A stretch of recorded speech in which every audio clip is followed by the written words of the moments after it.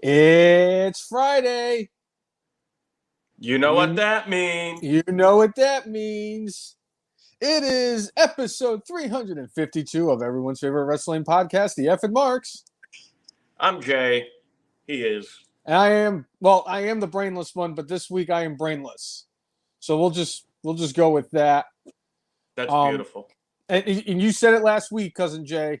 My performance near the back end of that podcast put me in the early runnings, heading into the clubhouse. And then, of course, the brainless one exists, and it's not just a gimmick, and it's a lifestyle. And don't get it twisted. Somebody came in rather late, so it was neck and neck. It's a photo finish, so we're gonna wait till the end of the podcast to see who gets the brainless. Yeah, but a lot of stuff happening in wrestling this week. We got another match confirmed, basically, for Wrestlemania. We found that out. We got Roman Reigns on the Pat McAfee show calling out CM Punk, saying Cody crybabies. Such good shit.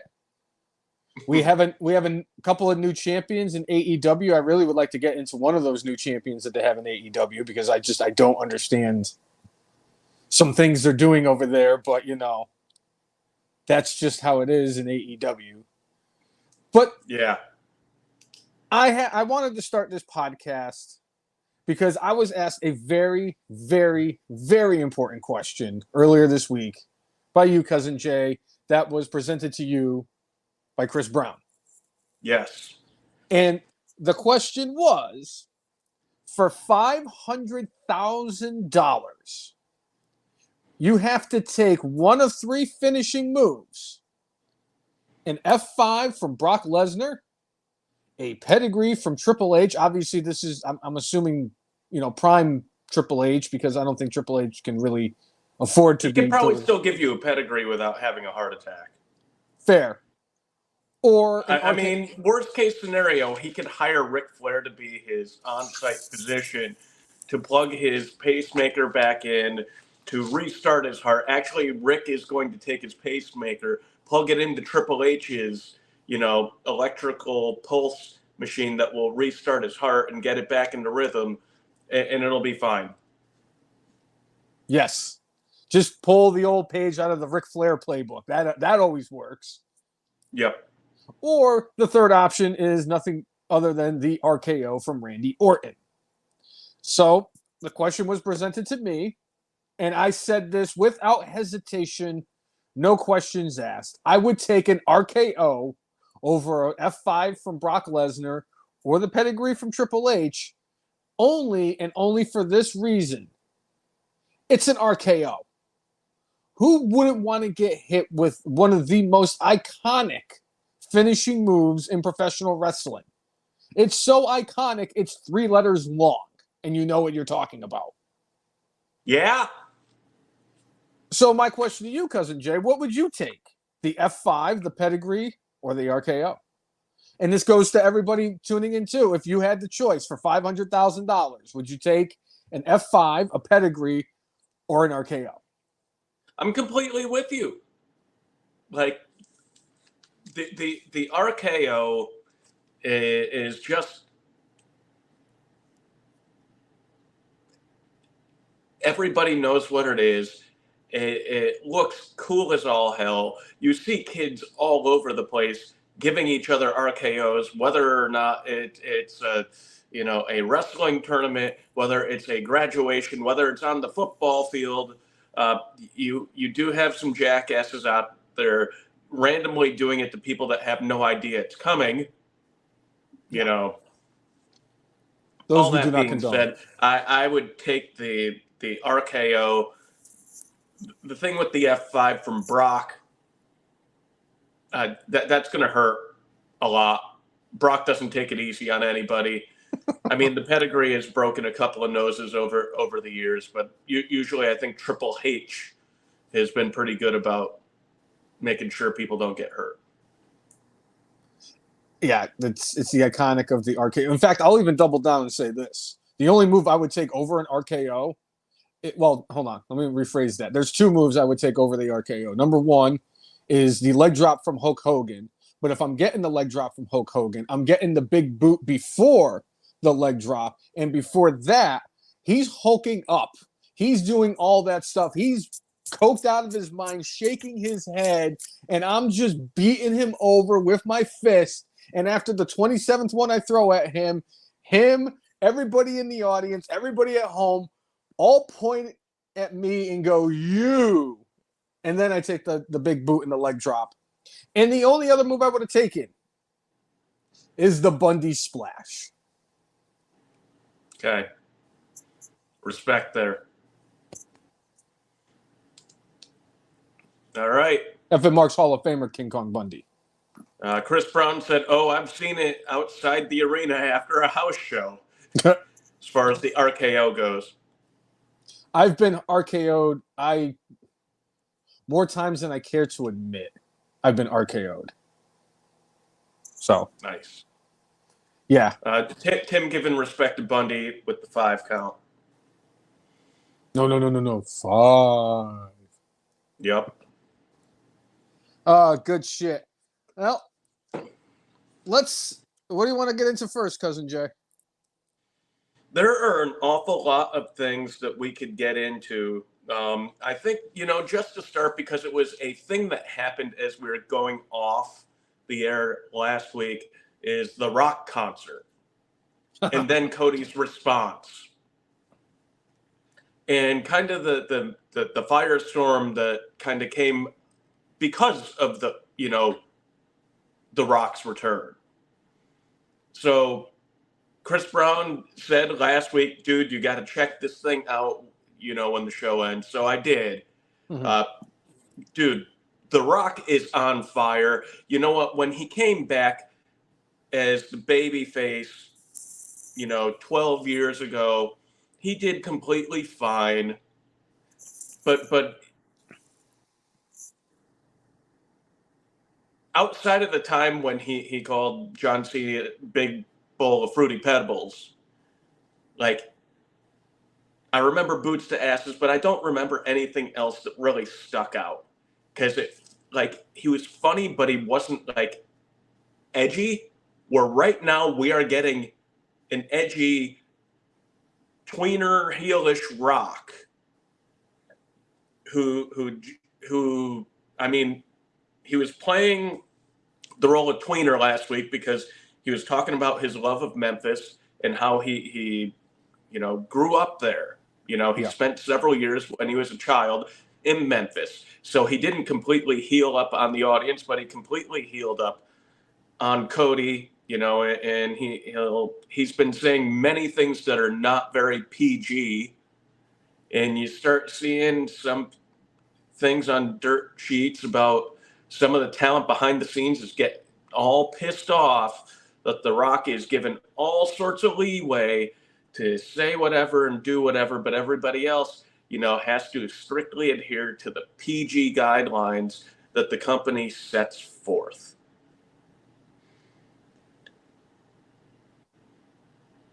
Now, The Rock is doing more than what Stone Cold did 2 years ago in the lead up to WrestleMania. Stone Cold Steve Austin, when he cut his promo against Captain Cupcake that was pre-taped, said some things that were very non-PG. At WrestleMania, did he stop giving middle fingers? Nope. Because he's Stone Cold Steve Austin, right? Well, The Rock's been known to always push the envelope. Push the envelope and say things in a non-PG fashion. I think it's great. And the fact that they allowed Cody to respond back to him on Monday in a non-PG fashion, I thought was great. Even when Voldemort, the dastardly Voldemort, was in charge, there were certain exceptions to the rule for things that could and couldn't happen. It seemed like Brock Lesnar was above all of those things, He was the one who could get blood in his matches when nobody else was allowed to. You didn't hear too many people batting an eye about that. You didn't hear too much about any of this stuff, except for right now. Now, is part of that because the whole company, outside of the dastardly Voldemort, has been riding high for like the last year and a half. They are hotter than they've been in 2 decades. Yep. And The Rock comes back and they're like, oh, hey, wait, we don't actually need him to sell tickets. We're doing great on our own. As much as I understand that sentiment, I'm sorry, The Rock is making this better right now. Yeah, agreed. And there may be more casual people that are tuning in. Yeah, it would have been better if The Rock came back last year because like they had not quite hit that fifth gear that they've been in for a little bit of time now. Mm-hmm. But no, having The Rock there is awesome. And letting The Rock be The Rock instead of a watered down PG version is better for the product. And allowing Cody to go back after him in the same way is better for the product. I think in small doses, I think all the sponsors will be completely fine if they do that. Damn sponsors. Ugh. Ugh. I've enjoyed this. I've absolutely enjoyed heel Rock. He's been absolutely killing you. You said it. This is some of his best work. And honestly, you know, like I always think about like when he came back for WrestleMania 30 and him and Austin were busting Hogan's balls because Hulk Hogan called the Superdome the Silver Dome, brother. But you know, like every time, because I always appreciated that with The Rock because he even mentioned it 10 years ago at WrestleMania. He goes, you could feel it, like he could see the 5 senses. It was such a great promo that he cut. You know, you could see the goosebumps, and he always talks about the goosebumps. You always see it when he comes out. Yeah. You know he loves this shit. So the fact that we're getting a different version from The Rock, kind of like a Rock that we haven't seen in almost 25 years, maybe 20. You know, Hollywood Rock, I guess, would be the closest. I always look back at, you know, late 90s Rock when he was, you know, the people's champ. Corporate. There was champ. Corporate Rock around that time, and then he became people's champ. Yeah. You know, I think it's good. And these people who are complaining, come on. It's The Rock. Name me anybody, and it's not a slight on anybody in that locker room. Name me a bigger freaking star in that locker room than The Rock. Even if they brought John Cena back, even if they brought Dave Bautista back, the biggest star in the locker room is still The Rock. The only person, and I'm saying this right now, the only person on planet Earth, if they walked into the locker room, would be a bigger star than The Rock right now is Steve Austin. I'm sorry. Bigger wrestling star, but not bigger wrestling. Yes, bigger. I think a bigger wrestling draw would be Steve Austin than The Rock. No offense to Dwayne, and especially actually all the offense to Hulk Hogan because it would be Hulk Hogan, but I have no idea what is going on with that man anymore, and I'm sorry. I can't. Hulk Hogan, as you know, could have been the next John Wayne. He got saved by Jesus again, because I remember when he got married to his second wife, they actually did a documentary about how he had turned to Christ and done this, that, and the other thing. Apparently, he never got himself baptized, but recently got baptized, and it's like, I think that, you know, if the Lord is truly working on the Hulkster, destroying his ego is going to be the biggest challenge, brother. It's bigger than the Silverdome. I need more than anything else, Cousin Jay. I need the story of how Hulk Hogan was able to stare L. Ron Hubbard in the soul and come out better than Andy Dufresne in the Shawshank Redemption, because Hulk Hogan was able to escape Scientology, and it was Sky Daily for him when he did it. That's what I want to know, especially after all the other stories that we've heard about Hulk Hogan, especially because, you know, Jesus saved him after Hulk Hogan saved that bus, the flaming bus on the highway with all the kids in it, and the 27 puppies and the 13 hamsters and everything. That's what I need. I need Hulk Hogan. I just need Hulk Hogan to just talk. Because whatever's going to come out of his mouth is either going to be something stupid or a lie. Jeff in the chat saying, what if Sting and Undertaker went back to the WWE? Locker room, would The Rock still be bigger? Yes. Again, if I'm talking like complete draw that could bring eyeballs that a non-wrestling audience might come to see, yes, The Rock is bigger than both of them. And I would say in like Undertaker, definitely more accolades for his career. I don't even know if he'd be a bigger draw, but I love me some Sting, but I know he's your favorite WCW dude, but I don't think he just ever had the crossover that The Rock had. Even though The Rock's main run was far shorter than anything Sting did. I just don't think, like, as far as a true draw, I don't think he would quite be there. I mean, clearly Sting is still a draw. When he had his retirement match, they sold out that arena. But I'll put it this way. I'll give a comparison since we mentioned Sting. I think Sting, it would basically be like Starrcade happening and WCW brought in Sting is what WWE is doing with The Rock. It's really hard. Other than Ric Flair, you're not getting a bigger draw than Sting to come back to WCW for a thing of Starrcade in 2024. That's what I'll say about Sting. Sting wasn't. I mean, I love Sting. I've mentioned it many a times on this podcast. You mentioned he's my favorite WCW star of all time. He didn't have enough of a run in WWE to garner that. I mean, yes, if they did something like him and the Undertaker at a match, that would put a lot of eyeballs on the screen. Just because it's the icon versus the phenom, and name me a wrestling fan over the last 30 plus years who wouldn't say that's not a dream match. And by the way, we found out that there was exactly one person in the way of that match happening, and he is Dastardly. This is not such good shit, pal. Yeah. Undertaker more or less said that, as much as it was later in our career and maybe the match would not have lived up to the hype because, we were both on the back end. But it sounded like Undertaker would have been okay with having that match happen. Imagine if he had Sting in Saudi Arabia instead of Goldberg.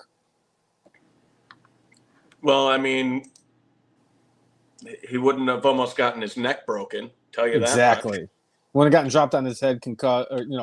That's right. Goldberg was the one who concussed himself on the way to the ring. That dumb motherfucker. And I'm going to mention him too on this podcast.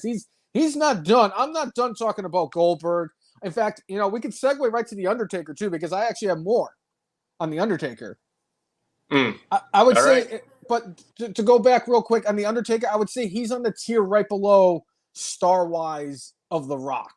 I think it's Austin, it's The Rock, it's Undertaker, Hulk Hogan. Then on that next tier, I mean, that's where you might get to like the Shawn Michaels and the John Cena. Actually, no, I put John Cena with the Undertaker and Hulk Hogan. Absolutely. Randy Orton, probably in the next tier down. But speaking of the Undertaker and John Cena, there has been word circulating that WWE is going to be bringing in John Cena, Stone Cold Steve Austin, and The Undertaker for WrestleMania 40. They have been touting this as the biggest WrestleMania of all time.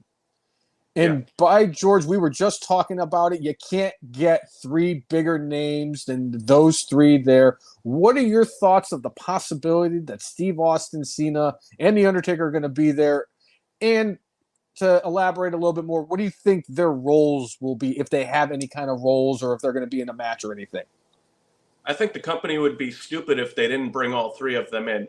You are talking WrestleMania 40. This is a big anniversary of, like the biggest wrestling show, the biggest spectacle in all of sports entertainment, professional wrestling, WrestleMania. If you do not have the legends from each era show up, the top legends, I'm not going to say it's a fail, but it's almost it's not quite Sheik not showing up to WrestleMania 38. Bad, but it's pretty close. You should get everybody and everything there. You're going to have WrestleMania 40 and the spot where the Declaration of Independence was signed, the place where Santa got snowballs thrown at him. Rocky Balboa,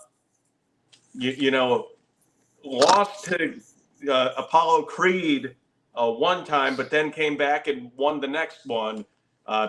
So he'll probably be there.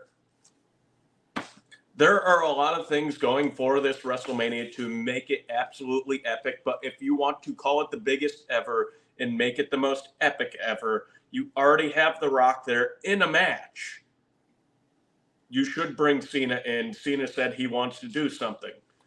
And the other two would be absolute gravy, but like, I would love it if at the end of night 2 we get Cody with Stone Cold and The Rock drinking beer in the ring.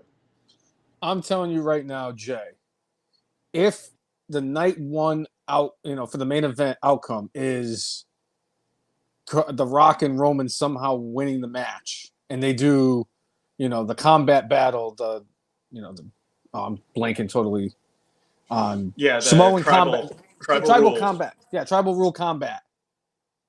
I'm telling you right now, if Cody's getting his ass kicked and it's Solo and Jay's already been neutralized, but Jimmy and Solo took out Jay. People are trying to help Cody, and The Rock's in there, and they're just beating down on Cody. You're telling me if that glass breaks when that's going on, that place is going to come unglued. It's going to go crazier than when those stupid assholes won the Super Bowl a few years ago. And they actually celebrated when they lifted that stupid fluke banner up in that god-awful building of shit. Fuck the Eagles. I've never wanted a human being to tear every ligament in his knees more in my life than I want with Saquon Barkley on the first carry of week 1, and I hope it's against us. You want him to Aaron Rodgers himself? His 5-year-old daughter said, Daddy, now that we're in Philadelphia, does this mean you're going to win more?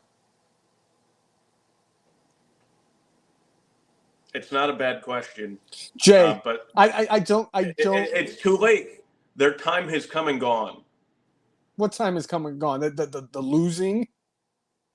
No, I'm talking about the Eagles. Like, they've lost a couple of key players. They were on fire at the beginning of last year, and guess what? They've just gotten worse. I know it's going to be great because I hope they go 9-8 next year and shit their pants because fuck the Eagles. I've never hated. I might actually now hate the Eagles more than I hate the Cowboys because at this point now I'm just. Wait a second, Jay. It's just sad now. It's just sad. The fact that since the last time the Cowboys were in the NFC Championship game, Jalen Hurts was born, went to school, went to high school, graduated, went to college, transferred to a different school, won a national championship and a Heisman, got drafted by the NFL, learned the system, went to Philadelphia, and went to a Super Bowl before the Cowboys went back to the NFC Championship game. So what you're saying is you have pity on the Cowboys? I'm not going to say that because all I'm going to say is that's what it sounds like. It sounds like you got pity on the Cowboys. I don't have pity for the Cowboys because there's no better. Honestly, there's no better moment in the NFL season. Not even a Yankee season ending for baseball is as enjoyable as when the Cowboys football season ends. Nothing. I'm sorry, there's nothing. And I say this now, but as soon as you know what's going to happen, a Cowboys fan is going to open their mouth on Twitter and say something, or I'm going to bump into a Cowboys fan and they're going to say something to upset me, and I'm going to be like, you know what? I may have been wrong. But again, I've also sat in a bar and listened to those freaking assholes sing their stupid fight song after a win. There is nothing more annoying and disgusting in this world than donkey fucking Eagle fans. And that's fine. And I'm so glad that they're going to be in Philadelphia for WrestleMania 40. And they're going to get not only The Rock and Stone Cold Steve Austin and The Undertaker and John Cena. They're going to get Randy Orton. They didn't even get Randy Orton last year. You know what else they're going to get? They're going to get L.A. Knight. Yeah. You know what else they're going to get? I think they're going to get Jason Kelce. They're probably going to get both Kelce brothers. Jason Kelce deserves his moment, like where he could be in front of the home fans and get the accolades he deserves. And hopefully, you know what? Jason Kelce at the end of WrestleMania with Stone Cold Steve Austin drinking beers with his shirt ripped off. My disdain for Philadelphia does not extend into Jason Kelce. That man is an absolute 100% treasure, and that man deserves to be protected. I would love for Jason Kelce to be the one that announced the attendance for the end of night, for night 1 and for night 2. I would love to see him and his brother have a beer bath with Steve Austin and Pat McAfee. And then eat a stunner. And then, and they all eat stunners. It'd be the greatest thing. And now that I take that back, no, I'd rather take a stunner over any other finisher except for the leg drop from Hogan. Because that's Steve Austin. He dropped a president.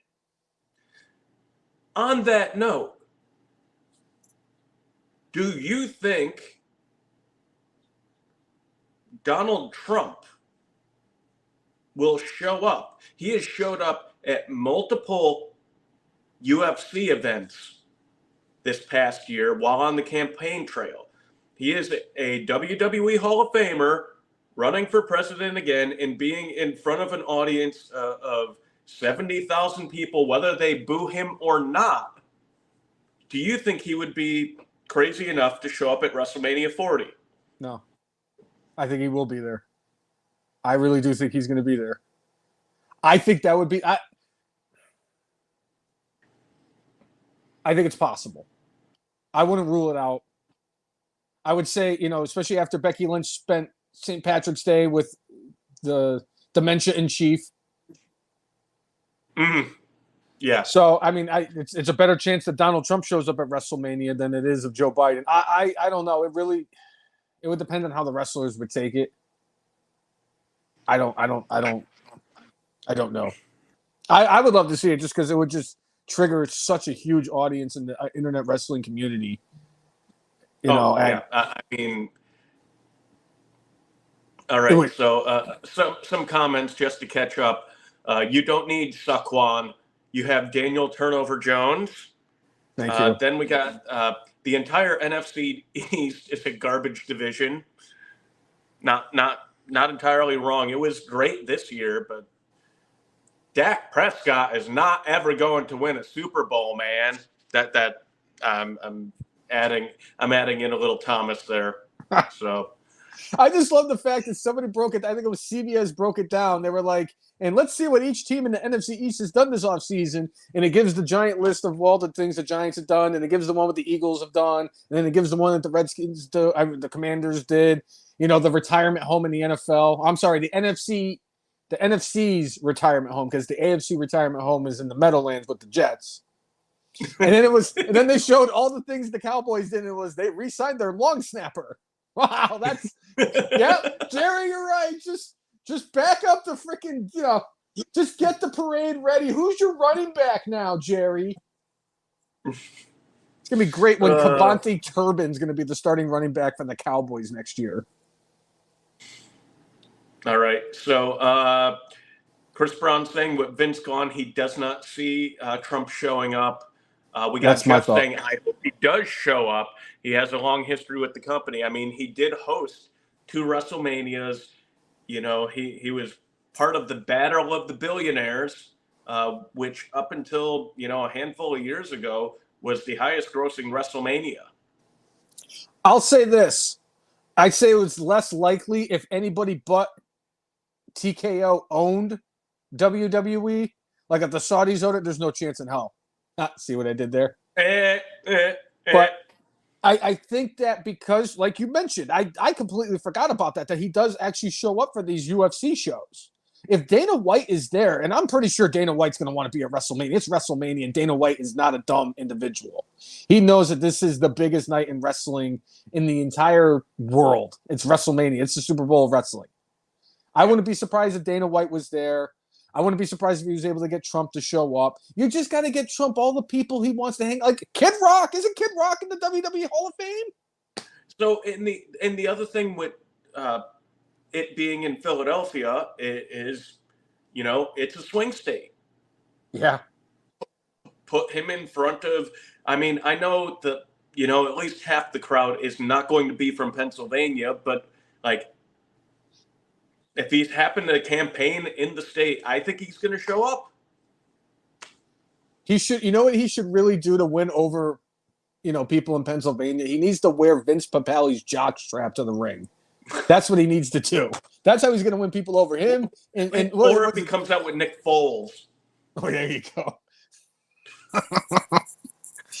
And Bryce Harper. Nick Foles, Bryce Harper, and Santa. And, it sounds like a joke, honestly. And Gritty. You have to have Gritty in there too. And the Philly Fanatic. Oh, I mean, if Gritty's got to be there because Gritty has to eat an RKO. I need that in my life too. I'm gonna come up. That's gonna be my crazy WrestleMania top 10. My top 10 out of the box long shot predictions in a couple weeks.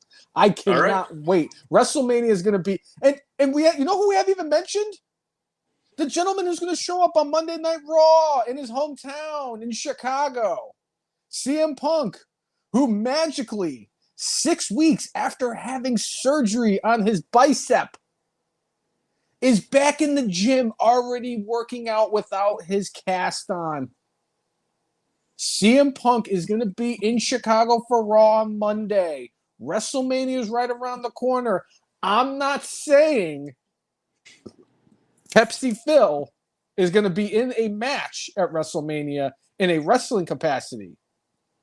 I think if he did anything, it'd be similar to Cena at WrestleMania 32. I want one of three things to happen. I either want him to referee the Seth Rollins-Drew McIntyre match.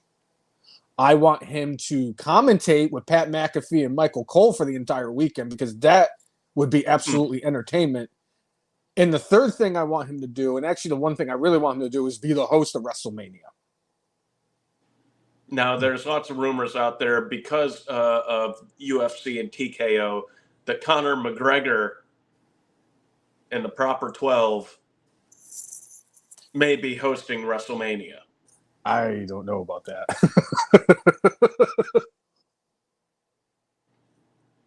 I mean, if you're trying to get people from outside of pro wrestling to tune in, they might be like, oh, no, yeah, Conor McGregor and shit, man. Although usually they do grab somebody who actually knows what the hell they're talking about as far as professional wrestling. But if they're trying to start some sort of feud that will culminate in a match at some point, if they get McGregor in, this could be a way to do that. And have him fight CM Punk. Have them co-host together. If you're gonna bring in McGregor, that's the perfect person because you know why? Those two are gonna talk each other to death, and McGregor's gonna mention the fact that CM Punk tried going to UFC and went 0-2. The only thing that I would say no about McGregor is I saw him do an interview today, and he looked like he was on so many different drugs that I don't see it happening. I want Punk and I want Cena to co-host with him. Because I think Cena and CM Punk together would be an incredible, incredible thing. And if R-Truth was not wrestling, but R-Truth's going to WrestleMania. R-Truth's going to WrestleMania. Yeah. R-Truth's the awesome truth. He could win gold while you're there, Jay. He could. Oh my God. But yeah, I want Punk to host. Him and Cena would be fun. I want him to referee and I want him to commentate. I think we find out on Monday what Punk is going to be doing at WrestleMania because he's going to make an appearance one way or another. All right. Yeah? Yeah. All right, so there was a question in the chat asking why no Bigelow, Bam Bam Bigelow, in the WWE Hall of Fame. Probably the same answer is Demolition, Lex Luger, Rick Martel, and a whole host of others. And he is a dastardly man that we dare not speak of. I will say Dastardly. this. Triple H has done a really good job the last 2 years with Hall of Famers. That even because the only two people he could have picked to get in over Cyndi Lauper, because I'm telling you right now, nobody deserves to be in the celebrity wing more than Cyndi Lauper. I will stand on the highest mountain. The fact that they swerved everybody and got Andy Kaufman, I was just flabbergasted and loved that. I love the Muhammad Ali because at the end of the day, he's just as influential. He actually wrestled, so I'll give him the edge. That and it's Cassius Clay. His mom call him Clay. I'm gonna call him Clay. I'll call Clay. But he's done a great job. They finally put Mike Rotunda in the Hall of Fame. Yes, it's with the U.S. Express with Barry Windham. And Barry Windham could very well be the first person to be in the WWE Hall of Fame 3 times. Barry Windham, the stalker. I think we have more of a chance of Ric Flair being the first 3-time Hall of Famer. I don't care who the first 3-timer is. I think they might put an Evolution one at some point. As long as Booker T gets in 3 more times so that Booker T could be a 5-time WWE Hall of Famer. Can you dig it, sucker? Yeah. I love me some Booker T. I'm sorry. I know.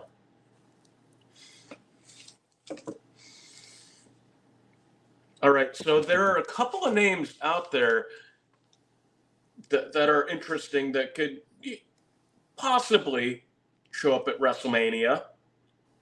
One rumor out there is that AJ Lee possibly making a return to wrestling. That would be awesome. There allegedly are currently no talks happening as far as that goes.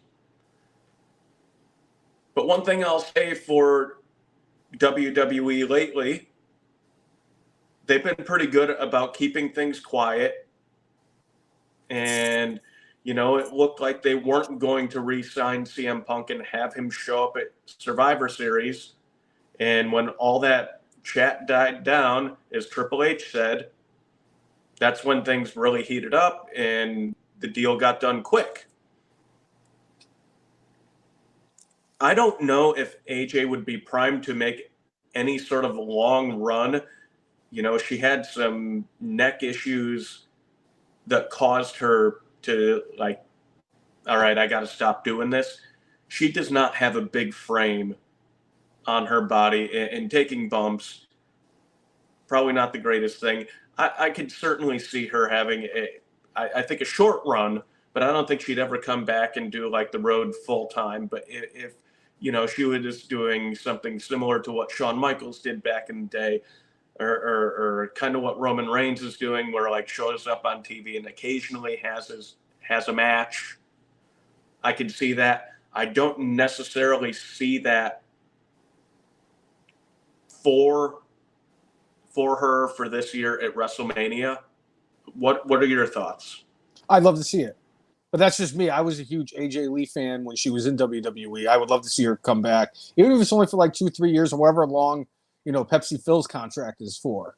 And if they want to do something like, you know, where she only wrestles like the big, like all the pay-per-views, and if they do want to, like, they could just have her on TV. She doesn't have to wrestle every week on TV. They could just show her on TV. And if you wanted to really, especially with the neck issues, because you're right about that, if you want to prolong her career, just do like what you did with Sheamus, and just like if you want to put her on a televised match, just make it a tag team where she's not taking the bumps that she could be taking, and then have her save like her big matches for the pay-per-views. Or I apologize, the premium live events. Premium live event. Yes. Thank you. Thank you. But I would love to see it. Would it happen? I don't know. It all depends on what Larry the dog says. He plays a big Yeah, I pivotal mean role in that. that's a big bridge to cross there. Yes, very big. And if you don't believe me, I'll go get my dog right now and she'll tell you the same thing. Yes. Yes. What So what are the another name that's being bandied about is the man that could slam a tornado. Allegedly, Oh his current yeah. AEW contract is up at the end of March, which could be very similar to what we ran into 7 years ago at WrestleMania, where the tornado slammer, may figure out a way to be at the show of shows. Now, all that being said, originally when Jeff signed with AEW, he and Matt tried to sign deals that would end parallel to each other, like at the same time. But Jeff got hurt, and now Jeff, I believe, will still be under contract with AEW. So it can't be like 7 years ago where you would bring the Hardys in a surprise in the ladder match, because there are two TBD tag teams for the tag team championships. I don't see it. And plus, when WWE had them the last time, they had not passed their expiration. I feel both of them have, as far as being top level performers. Can they still go in the ring at a reasonable level? Sure, but not it is not outstanding. It's not close to outstanding. It's like okay, it's not completely sad. It's only sad that Jeff keeps on getting hurt. But I know that Matt was in one of the suites on Monday Night Raw. And bless him for the fact that every single person who went up to him and asked for a picture or an autograph, he granted it to him, to the point where his wife had to pull him away because he was taking up the whole time he was there, he was just signing it. And that speaks volumes of what kind of a person Matt Hardy is, because he didn't have to do any of that, and he went and signed it for everybody. He wouldn't stop. As long as people showed up, he gave him an autograph and a picture. Bravo that's to respect. him. Yeah. I do not, in 2024, want to see Matt or Jeff Hardy wrestle again. This is less against Matt and more against Jeff. Yeah. But I'm just saying, I don't need to see the Hardy Boys in 2024. If Matt Hardy wants to come back and sign a Legends contract, maybe work down in the Performance Center, all that stuff, great. I think Matt Hardy would be I cannot believe that I'm actually saying this at any point in my life. Matt Hardy would be an absolute asset down there, because he is a long-standing veteran. He could tell you about character development. Because, I mean, look at where he went from, where he was doing the Matt Hardy 2.0 shit, where he was giving the Matt Hardy facts. Matt Hardy only eats creamy peanut butter on his peanut butter and jelly. Matt Hardy did not vote in the last election. You know, it was stupid, silly shit. I loved it. As much as I couldn't stand Matt Hardy at that time, that shit got me to chuckle. And the fact that he has a whatchamacallit on the X, where he has like every single what is it, a stream, not a stream, where it keeps going and going and going and going and going. Okay. I'm brainless. I'm Bristol Eastern education and all that stuff showing really hardly. So, like, what does he have? Like an infinite loop of? Oh, what it is like he's on Twitter and he sent out a tweet, and it was the first, it was a Matt Hardy fact, and then he responded to his own one, and then he responded to that one, and it's just over and over and over again. It's like a thread. That's the word I was thinking of, was thread. He's got an X thread, and it's all the Matt Hardy facts. It is fantastic. If I'm ever having a bad day, I'll just find that, because every once in a while he'll just post one and I'm like, oh shit. And then I just go through and look through all of them. And then he went from that to Broken Matt Hardy. One of the most, and you know me, I love to be entertained. Broken Matt Hardy entertained the shit out of me. He would be an absolute asset down in the Performance Center. I do not need to see Matt Hardy wrestling a full-time or semi-full-time or even a part-time schedule for WWE. I'm sorry. You've taken enough bumps in your life, Matt. You have, 5 kids now? You got to think about your kids. And when they grow up, they need to have a father who can actually walk and actually do these things that he needs to do as a father. I do not need to see you getting in the ring anymore, Matt. It's nothing personal. You had a tremendous career. You were at worst a top 10 ECW champion after they became WWECW.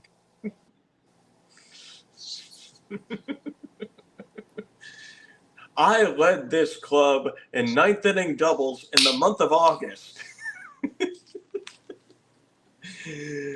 Another very interesting name out there that maybe, just maybe, could show up at WrestleMania. Who could that be? There was a certain name that had merchandise in a certain company's shop, AEW. And right now, that merchandise is no longer available. And that is for one Maxwell Jacob Friedman. Are we being worked? I think it's more likely than not that we're being worked by MJF. I don't think Tony Khan could work us because cocaine. I can't wait. Because you know why? I'm going to have a tism because of Tony Khan later. I can't wait. All that being excited. And I just can't hide it. Sorry. I'm going to go with like a 33% chance that MJF shows up at WrestleMania to debut, or maybe even the night after WrestleMania to debut in WWE. The fact that, like, hey, his stuff is off the AEW shop and just with how well MJF has played his character all these years, with how much he tries to keep kayfabe alive, I think it's more plausible that, like, oh yeah, that they're just working us.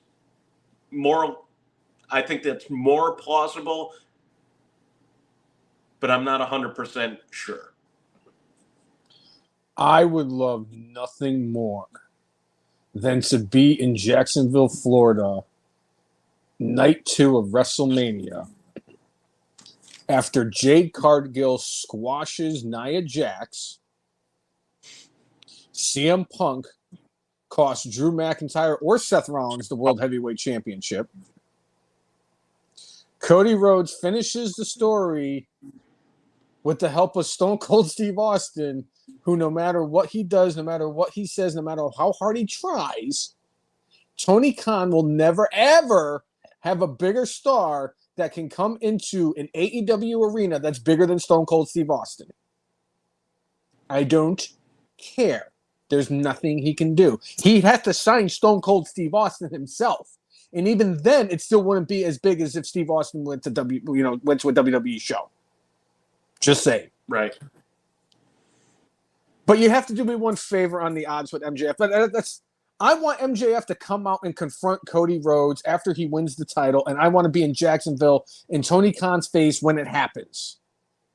And the only thing I need from you, Cousin Jay, is you need to fix that number. If you're going to say that it's going to be MJF there, it can't be just 33%. It has to be 33 and 1/3 chance. It has to be. Because you know what? I stand corrected. Not only is that true in Scott Steiner math, it's also true in Naked Gun.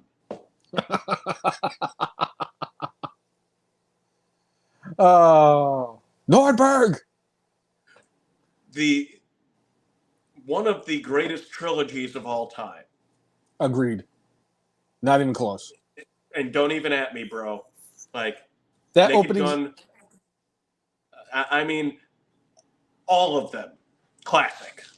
I hate to say it, 33 1/3 is always the one that has my heart of all three of them. I appreciate that one the most, just because Looks like Phil Donahue's throwing up in the tuba. Throwing up in the tuba. I love that they got James Earl Jones to do that. The beginning part where he's dreaming about the scene in the bus station. Oh my God! Yeah, I look, mean, it's a ripoff of The Untouchables. Oh my God! Look, Great. it's disgruntled postal workers, and I'm just sitting there going, "All right, how many of these people am I going to know? How many of them fell out of my family tree? Oh, there's one. Yeah, I know that person." It was kind of like when I finally watched the Netflix documentary on Aaron Hernandez last week. Mm. And I knew two people in the documentary, and they weren't just Aaron Hernandez and his brother. Right. Sad. Sad. Mike Rainey in the chat is asking, do we prefer the 2-night WrestleMania format or the 1 night? 2. I do too. When, a handful of years ago, when it started being 5.5, 6 hours for 1 night, it's like, for the love of God, turn it into 2 nights. Like, it is your biggest weekend of the year. Mm-hmm. You get people coming from all over the world to whatever spot you're in. 2 nights. 2 nights.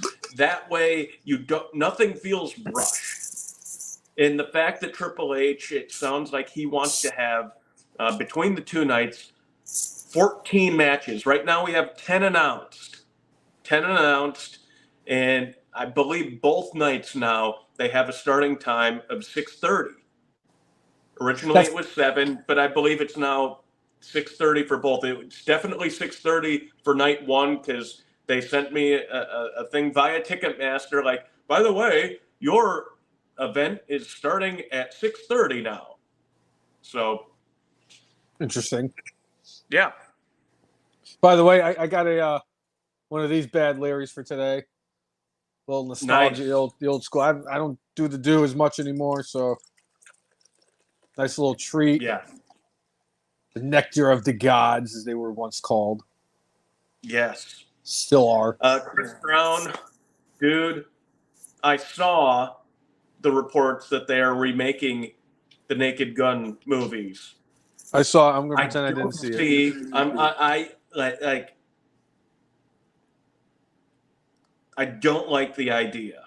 Every once in a while, a remake ends up surpassing the original. I don't see how it's possible. I don't think they could pass any of the 3 movies that already exist. Because the 3 movies that exist happened way before people were so bothered by anything and everything that was even moderately funny, that poked fun at anybody in anything or any group. I don't know how they'll be able to pull it off and have it be even 1/100th is funny. How are you going to have somebody with the comedic timing, the deadpan delivery that Leslie Nielsen had? Oh, nobody touches them. It's a bad, bad idea. They shouldn't do it. Come up with something new. Yeah, you're not going to be able to. You're not going to be able to replace Leslie Nielsen in Naked Gun. I'm sorry, you just can't do it. And you especially cannot replace O.J. Simpson with Nordberg. I'm sorry, you just can't do it. They casted that between him, the Chief, and Nordberg. Great casting. They had great delivery. They all worked well together. And come on, all the hijinks. You're not gonna be able to see him go see the therapist and tell him that he wore a black teddy to bed. You're not gonna have him be able to look up while, oh, nice beaver. Oh, thank you. I just had it stuffed. You won't get away with that today. What about there is so much that just wouldn't fly today? I mean, Tim's thrown up there in chat. Will Ferrell would not be a bad choice to be Lieutenant Frank Drebin. He would not be bad.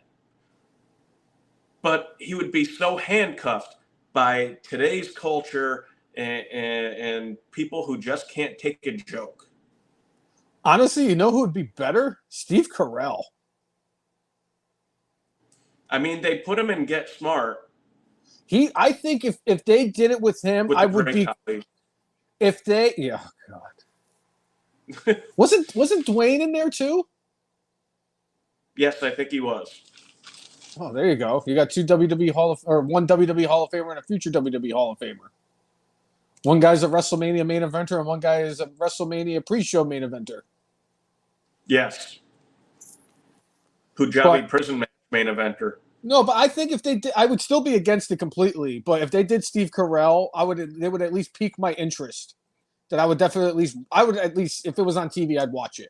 I'm not going to the theaters to watch Naked Gun if Leslie Nielsen's not in it. I mean, Steve Carell is starting to get I mean, he's not quite all silver yet, but. Jay, I saw that they're remaking the Golden Girls. And they have 10 episodes for Disney Plus. And they're going to have Tina Fey play Dorothy. What? They're going to have Maya Rudolph play Blanche. Oh, it gets more egregious. They're going to have Lisa Kudrow play Rose. And take a wild guess who they're going to have play Sophia. It's not an older woman. And she does Melissa have McCarthy. Leslie Knope herself, Amy Poehler, is going to play Sophia. I saw the cast and I said, I do not in any way, shape, or form want to watch this show because I was a huge Golden Girls fan. Sophia was, I love Sophia. She was freaking hysterical on that show. It's a guilty pleasure as Golden Girls for the Brainless one. I'm not afraid to admit it. Yeah. When I saw that Leslie Knope was going to be playing Sophia, I said, you know what? I'm going to give her the benefit of the doubt because I could not stand Amy Poehler in any way, shape, or form before I started watching Parks and Rec. And at this point, she's at least quasi-tolerable. But if she puts the same type of tenacity and effort playing Sophia that she played Leslie Knope, she's going to kill it. Not a doubt in my mind. The show's going to be a train wreck and it's going to be over after 10 episodes, but that's okay. At least they tried. All right. On the other return notes. Yes. The former Alicia Fox, after 5 years away from the ring, is entering the ring again against one of her old opponents, and they have not wrestled in a match against each other one-on-one in 15 years. She will be going against Mickie James in Australia next month. Under. Yeah. No, throw another shrimp on the barbie. How about no? Hey, you know what? People got to earn a living. I know that WWE, having been in Australia recently, probably heightened, awareness of professional wrestling a bit more in the continent, and strike while the iron's hot. Alicia Fox, hey, you got to pay some bills. Good for you. I never thought a ton of her as a performer, but if anybody could carry her to a good match, it's Mickie James, the GOAT. It's a shame because there has never been a human being that has had a quieter, long tenure in WWE like Alicia Fox did. When her most memorable moments was she was the bride, the wedding planner during the Edge and Vicky Guerrero thing. That's where she kissed Edge. And then her only other claim to fame was when Noam Dar was calling her Alicia Fox. Alicia Fox. That was it. That was her claim to fame. That's all she did in her entire career in WWE. I think she won the Divas Championship. I'm not sure, and I don't really care. I believe once or twice. And honestly, because when that championship was there, I didn't give a shit about women's championships and in women's wrestling because their championship had a butterfly. That is not a. I mean, that's no. This is what you have for a 7-year-old daughter. You do not have grown women wrestling for a championship that looks like a butterfly. Yeah. I mean, it could have been worse. It's not like they won the first NXT Women's Championship belt. Yeah. I'm sorry. Yeah. Yeah? And Tim said she was a drunken train wreck during Total Divas. And my brother said, yeah. Yeah.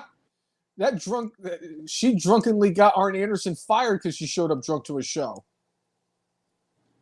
That's how I mean, Arn shouldn't have let her go out there, but that's like Eric Bischoff should not have left Jeff Harvey go out there. To be fair. Hulk Hogan, or not Hulk Hogan, Vince McMahon shouldn't have let anybody go out there after what happened to Owen Hart. Even The Undertaker thinks so, even though he said it in the I saw.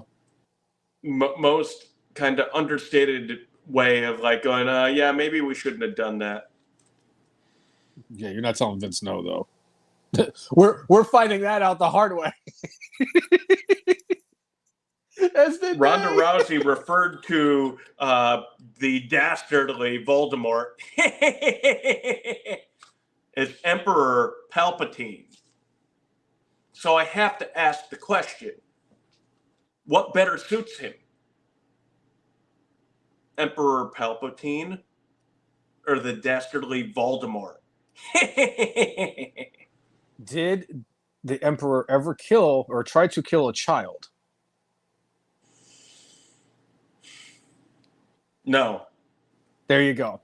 Voldemort tried to kill Harry Potter. All right. Tim says Voldemort as well. Okay. My only other question is between Emperor Palpatine and Lord Voldemort, did either one of them root for the Yankees? I don't think so, and I don't think either of them rooted for the Cowboys. Because I'll say this, because like if Voldemort, yes, he tried to kill Harry Potter and it's a kid, and he killed Harry Potter's parents and all that stuff. However, if I found out that Voldemort was, a Giants fan, I'd have to give it to Emperor Palpatine. I'm sorry. I have to overlook stuff for Giants and Red Sox and all this stuff for fandom. So, okay. But yeah, it's definitely, Voldemort is definitely the most. Let me ask you this one: Voldemort or Darth Vader? The thing is, Darth Vader killed a lot of kids. Killed a lot of kids, so. Darth Vader might be the greatest bad guy in the history of movies. Sorry, yes. I'm sorry. Second. He's the second greatest bad guy in the history of movies. You can't beat Shooter McGavin. Oh, okay. I thought you were going to say Zeus. I mean.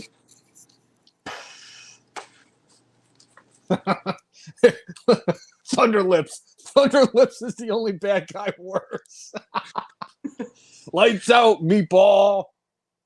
I mean, Thanos is a couple of levels below all of them. But yes, Shooter McGavin, Darth Vader, Thanos. That man was going to buy his Happy Gilmore's grandmother's house, burn it, and piss on the ashes. That is 100 times worse than what anything Darth Vader did. Happy Gilmore's children. It doesn't matter. But look, Happy Gilmore's grandmother did not deserve that, and she was a sweet woman. Even after Jerry Seinfeld stole the marble loaf from her. Yes. There's my Seinfeld reference. Urgh. I'm glad you mentioned, though, Ronda Rousey and calling him Emperor Palpatine, because she also mentioned in that interview that Bruce Pritchard and John Laurinaitis can both go fuck themselves. That was I laughed for a good 3 minutes straight after I heard that. I was like, I'm like, I can't stand that woman. And she said one other thing that really stood out for me too in that interview. But when she said Bruce Pritchard and John Laurinaitis can both go fuck themselves, I laughed pretty hard for that. Yeah. I had an English teacher in high school that instead of swearing in class, he's like going, "Are you saying that somebody should go and do something anatomically impossible?"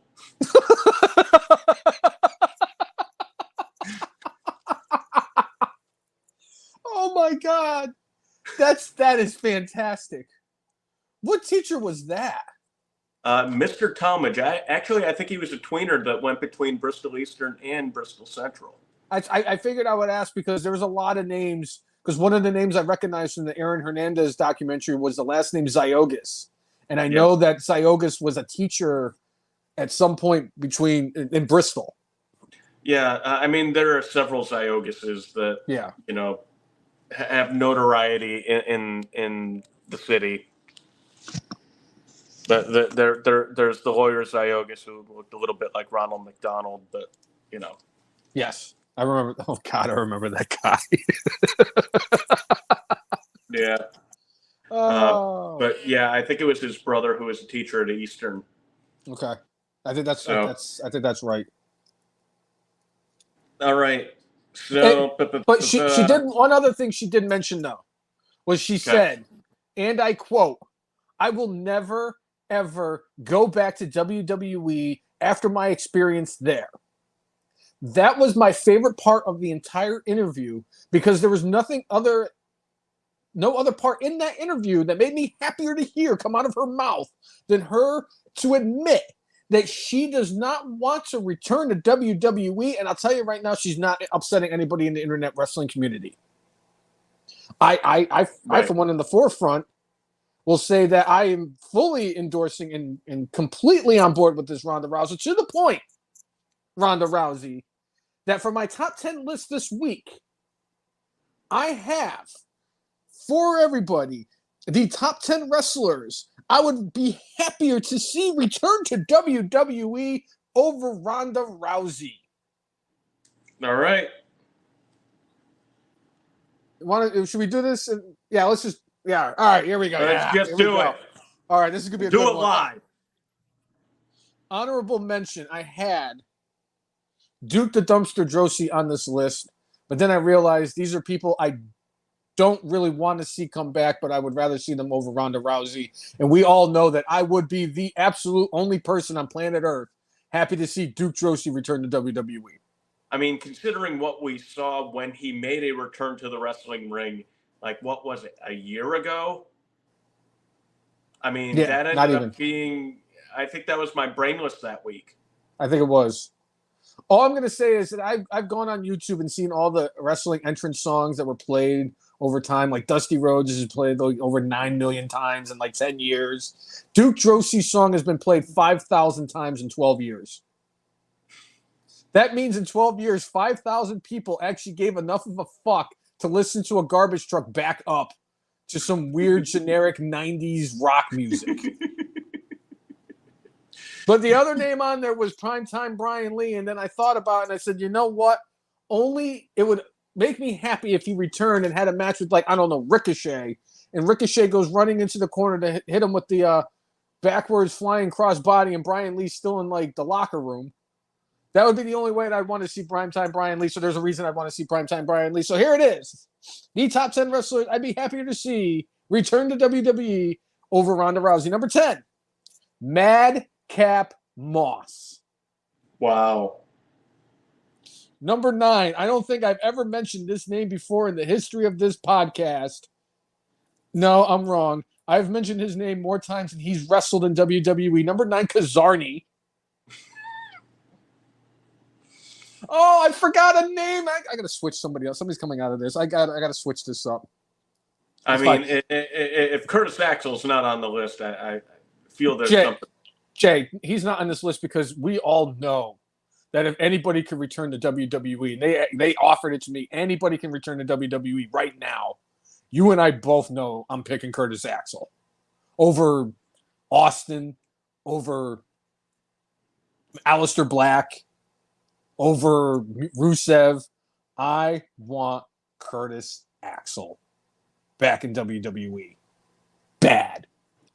Just so we can have another one of those moments. Number 8, Matt Riddle. Wow. Yeah, I can't believe how the mighty have fallen. Number 7, It's a tie. I'm going with the Bella Twins. I would rather see Brie Wow. Bella kick a woman in the face intentionally and Nikki Bella scream "My man" for 3 hours straight while Brie Mode played nonstop over the loudspeaker in the arena than have to watch Ronda Rousey ever again. And I cannot believe I'm saying this about Ronda Rousey or the Bella Twins. One thing I have to say about your pick before on Matt Riddle, I think there is a high probability with the fact that he popped positive several times for cocaine in WWE that he and Tony Khan end up being a tag team for a bag of blow in AEW sooner rather than later. Yes, that wouldn't surprise me. Number 6, this would actually kind of surprise me. I mentioned him earlier in the day.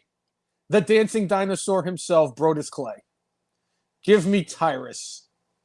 Somebody call my mama. Number 5. Somebody. I don't know what his contract situation is with AEW now that Sting is, gone off to better pastures. But Ric Parts Flair. unknown. Ric Flair is number 5. And we all know I don't Wow. want to see Ric Flair get back in the ring. I mean, he did so well falling asleep during the last match he had. Yes.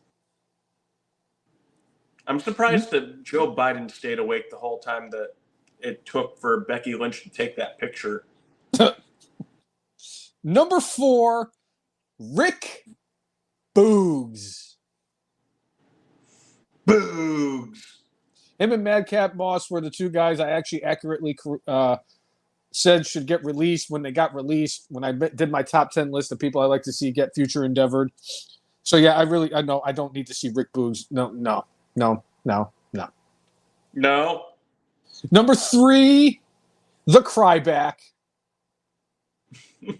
As much as I love, and believe me, as the king of the guy who loves squash matches, Ryback is my favorite squash match wrestler of all time. If he just did that his entire career, I would have every Ryback shirt, every Ryback action figure. I would have Ryback Funko Pops. But no, they tried to turn that freaking harmful doofus into a freaking main event caliber guy, and he wasn't good enough. He was just nothing more than a stupid gimmick that got over with his Feed Me More. So Ryback is number 3. Number 2, the man who once went 173-0 and then ran into the New York Giants of professional wrestling and Kevin Nash. Oh, the irony of that. Goldberg is my number 2 pick. All right. And if you don't believe me of why I don't want to see Goldberg, and yes, I loved his streak. Everything after the streak sucked. And his match against William Regal just proved how flawed he was. But anyway, that's my 2 through 10, Cousin Jay. Can you care to take a guess who the number 1 person I would be happier to see return to WWE over Ronda Rousey? There's a nature boy in there. There's a dancing dinosaur. There's a bro. And there could have been a garbage man, too. Right. But who is the one person I would much rather see return to WWE over Ronda Rousey? That I really don't want to see, really.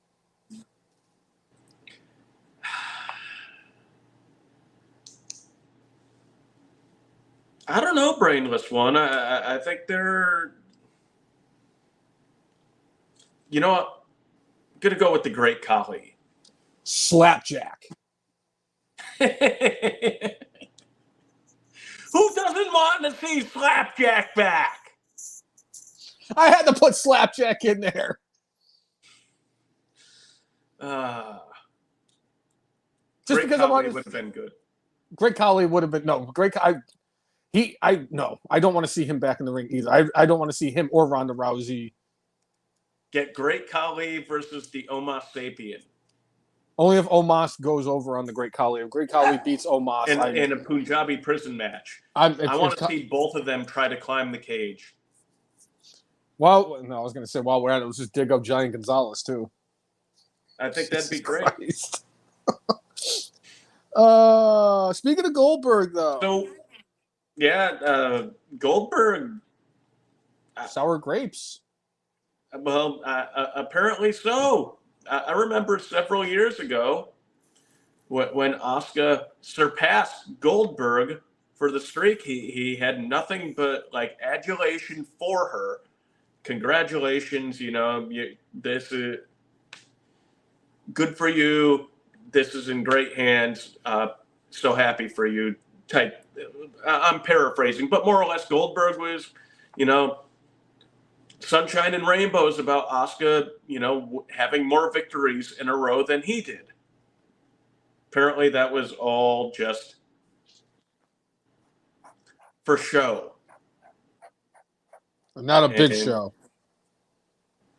But apparently, he kind of mad about that, and it's like going, dude, it's pro wrestling, man. The streak is like, it's not real. Oh, it was real, Cousin Jay. I don't know if it was actually 173-0. I mean, they probably counted house shows and everything like that. And the fact that, 33 1/3% of the people he beat were Hugh Morris. Is that supposed to be funny? What? Is that Is that supposed to be humorous? What? But by the way, the Homo sapien has quietly won like 25 matches in a row. I would sure hope so. He's wrestling Tozawa every week. Come on, Jay. I hope the matches last 30 seconds. I'm not even mad because of the fact that as a member of the Omos Sapiens, I'm very happy that our leader Omos has gone 25-0. I did see that and I was like, yeah, that's my dude right there. I just don't know how I would feel about wearing his shirt, Right. So Chris Brown saying Goldberg is a bitter ass for mispronouncing her name on purpose. Fucking prick. I'm guessing that Goldberg has caught maybe Bret Hart disease from being, eviscerated by Bret Hart for the last 25 years over the fact that he accidentally kicked him in the head and ended his career. It's almost like the episode of Parks and Rec where Tom shoots Ron in the back of the head and he thinks Leslie does it or she did it, and he was like, "Oh, why don't you just come to my house and shoot me in the back of the head? My brother's coming over to the game. Why don't you come over and shoot me in the back of the head?" Oh wait, you already did that. That's what it just seems like. Tim has a great idea though. Goldberg has been chiming in about he was promised a retirement match. Goldberg versus Asuka, and I say Triple H books Asuka to beat him. It'd be even better if they just. I think it would be more likely to happen if Vince was still there. I'm sorry, the dastardly Voldemort. If the dastardly Voldemort was there, I would say the likelihood of Goldberg's retirement match against Gilbert would definitely happen by now. But because of the fact that, Voldemort's not there, I just, especially after these comments, he said that, Triple H had it out for me because, he's the son-in-law and all this stuff. He mispronounced Asuka. He talks shit about Bret. Like, how are you going to talk shit about Bret Hart? Of all people. I mean, I get why he talks crap about Bret Hart just because, Bret has just not let it go. Brett's run in WCW, clearly his heart was not in it. See what I did there? But his heart wasn't into performing there. And, he was kind of a shell of himself. Yep. What was he going to do? Was he going to keep wrestling and just deteriorate even more? Now, when we got the 2010 SummerSlam, the way they booked Bret was perfect. And he did awesome for those 2 minutes. Yep. But Bret just was not Bret when he left in 1997.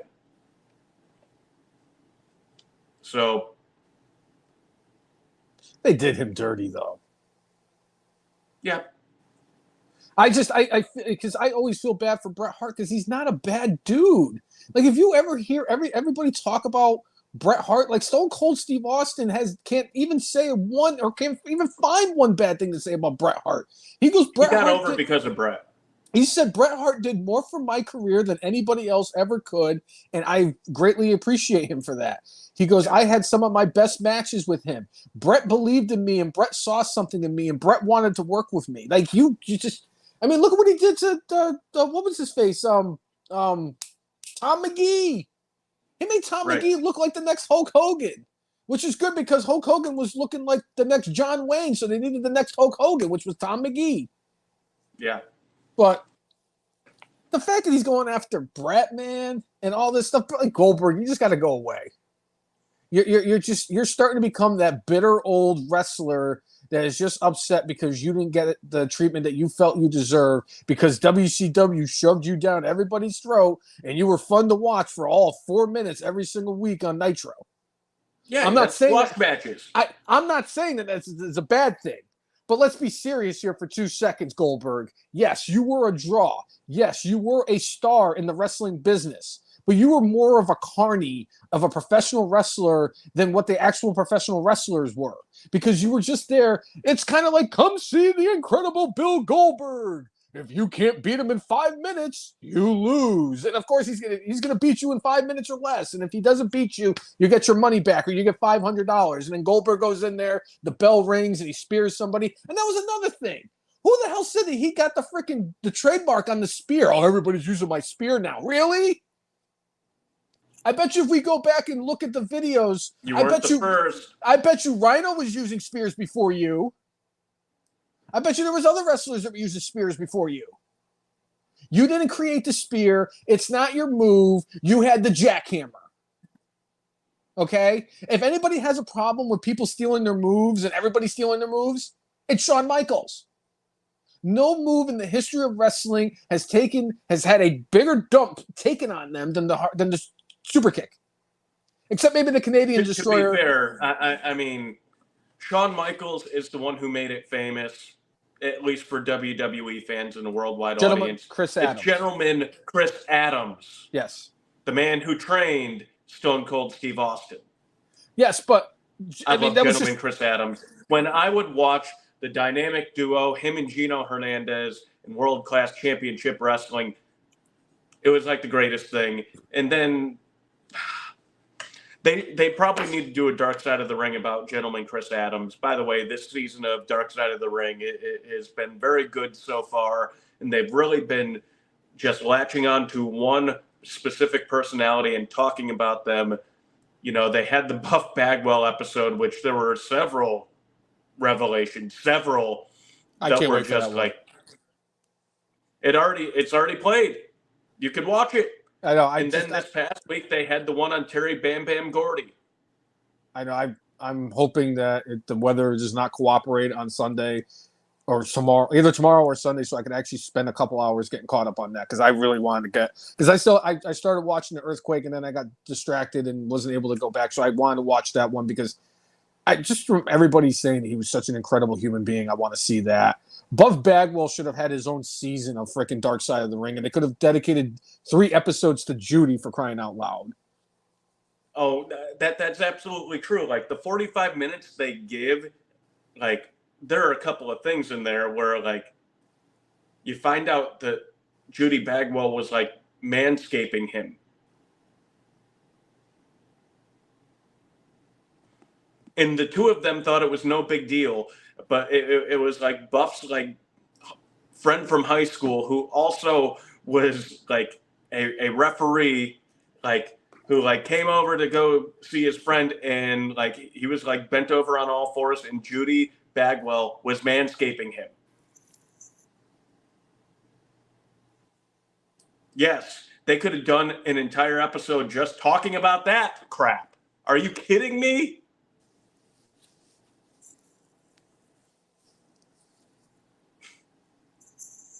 What? I bet you didn't expect that. What the fuck, Jay? What the fuck? It takes a lot to really like rattle my cage. You just knocked it off off the rack. Uh, It fell over and crashed. I didn't. Watch no. the episode, dude. Oh, I'm definitely watching the episode now. It was going to be between that and the thing on Nickelodeon that I really wanted to watch. And the Terry Gordy episode, good and sad episode. You hear a lot from Slam Master Jay. You hear a lot from his daughter. I believe her name's Miranda. The one thing that was disappointing, and I completely understand why you couldn't get him, no Michael P.S. Hayes. We did get Jamie Jam Garvin, but it would have been good to have the man from Bad Street USA, Michael P.S. Hayes, share his insights into the life of Terry Gordy. But, again, it's like having his kids, what they knew him, differently than Michael P.S. Hayes did. Michael P.S. Hayes would clearly know more of the crazy parties, but they got plenty of talk about Terry Gordy and all the stuff that went down with that. But, just an incredibly kind of sad story. Yeah. But powerful. Like, well told. Terry Gordy was the shit back in the day. Tim in the chat asking a very important question. Did Judy Bagwell have her hairdresser license? Oh, that poor woman. I mean, I thought the worst thing that could have ever happened in regards to the Bagwell family was the forklift, the Judy Bagwell and the forklift match. That's what I thought was going to be the worst thing that ever happened to the Bagwell family I could have heard. And now you know. There's not enough. That was just a sliver. Cousin Jay, there's not enough marijuana in the Commonwealth to wipe out my memory from just hearing that, and it's going to be worse when I watch it. Yep. So I'm going to have to call in for the reserves in Amsterdam to help me ease through the episode 2 of season 5 of Dark Side of the Ring with Buff the Stuff, the man who had one match and the only wrestler to have a less matches in WWE than Kazarni, Buff Bagwell. And less matches than QT Marshall. I still got to figure that. I got to find out with those matches. I will find it out by next week's episode, or I will post it. No, I'm going to find it and I'm going to post it. And I'm going to post his 4 matches that he had in WWE, the WWE superstar QT Marshall. All right. So one name that we did bring up in that conversation was Asuka. There hasn't been anything confirmed, but she was pulled from house shows. But it seems like she got hurt last week. It looks like it's a knee thing. Hoping that Asuka is okay and she'll be able to perform at WrestleMania, but it did not look good. And I'm wondering what they may do if that's one of the matches they were thinking about adding to this WrestleMania card. Because, again, they've got 10 matches. Sounds like Triple H wants 14. So Chris Brown in the chat saying he said word is it's a broken foot. If it's a broken foot, like if it's a hairline fracture, she might be able to like not do a lot, but do enough to do the match. Yeah. But if that's the case, she might not be able to perform. And Tim with Dakota Kai is still, I think, rehabbing from her torn ACL. I don't think she's quite there either. Oh, she got cleared. Oh, okay. So if that's the case, they could pull the Freebird rule. She had the what was it? She came back Friday, was her first match back, and it was against Bayley. See, I was just happy because it was Dakota Kai, and I'm just a fan of Dakota Kai, and I've been quietly enjoying this whole Bayley versus Damage Control thing kind of unfold the way it has. You know me, I love good storytelling. This is just as it might not be the bloodline with Cody Rhodes and The Rock and all that right now, but it's the second most compelling story that they have going in WWE, and it's flying under the radar, and Bayley deserves better. And I cannot believe I'm saying this. This must be like a monumental episode of the podcast. I'm talking about Bayley. I mean, I enjoy that storyline. I would put the Drew McIntyre, Seth Rollins stuff above it just a little bit, but Storyline wise, no, I would say I would give it to them. Drew McIntyre as a whole is just killing it. He is absolutely. This is the best Drew McIntyre we've ever seen. This is almost like, spotlight on me, Dave Bautista, obnoxious heel before I left to go do Guardians of the Galaxy. That's where we are with Drew McIntyre right now. The fact that Roman Reigns came out and did the thing on Pat McAfee's show and said that, he threw shade at CM Punk, and Drew McIntyre posted a picture and quote tweeted the clip, and it's a picture of the Bloods and Crips like reuniting and getting along. I'm like, Jesus crackers, this guy is freaking funny as shit. The empty-headed dumb fuck comment he made, I'm like, this dude's gonna win heel of the year, Jay. He's gonna take the title from the former TNT champion. Like Edge did. Yeah. Well, former TNT champion, I mean, I'm wondering if Dino Man is going to end up winning that title back, and then Christian is just going to take it back from Dino Man, and eventually we're going to get Dino Man versus Christian Cage. Oh, I can't wait for Kill Switch versus the Dad. Dino Man. Oh, that's going to be great because, if he feuds with Dino Man, he's going to mention the fact that Dino Man's family all got wiped out by that meteorite. Yeah, all those years ago. Yeah. All that being said, I have to say, Edge and Christian beat the holy hell out of each other, and I enjoyed the heck out of that match. You knew that, like, Edge was going to finally win the title, like for real this time, instead of it being like for a few minutes. You think you know me? You never did. But when he took out like the bat with the barbed wire and kept on hitting him in the nuts, and then like was getting ready to hit him in the head, I'm like, for two dudes that are like upper 40s, early 50s, they brought it. Quite honestly, look a million times better than what Matt and Jeff Hardy have looked like in the past couple years. I agree, but they've also taken a significant amount of time away to let their whole bodies heal when they had significant injuries that they were trying to overcome. Oh, yeah.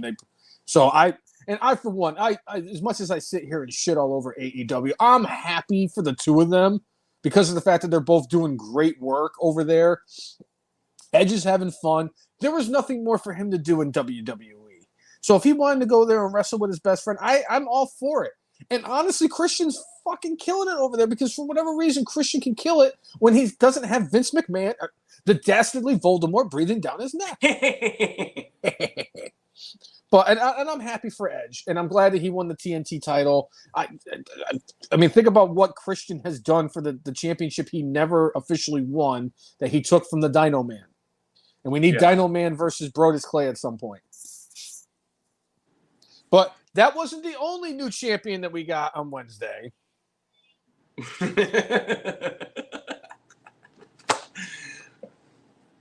I knew when I saw what happened on Dynamite with this. I absolutely knew there was going to be a tism.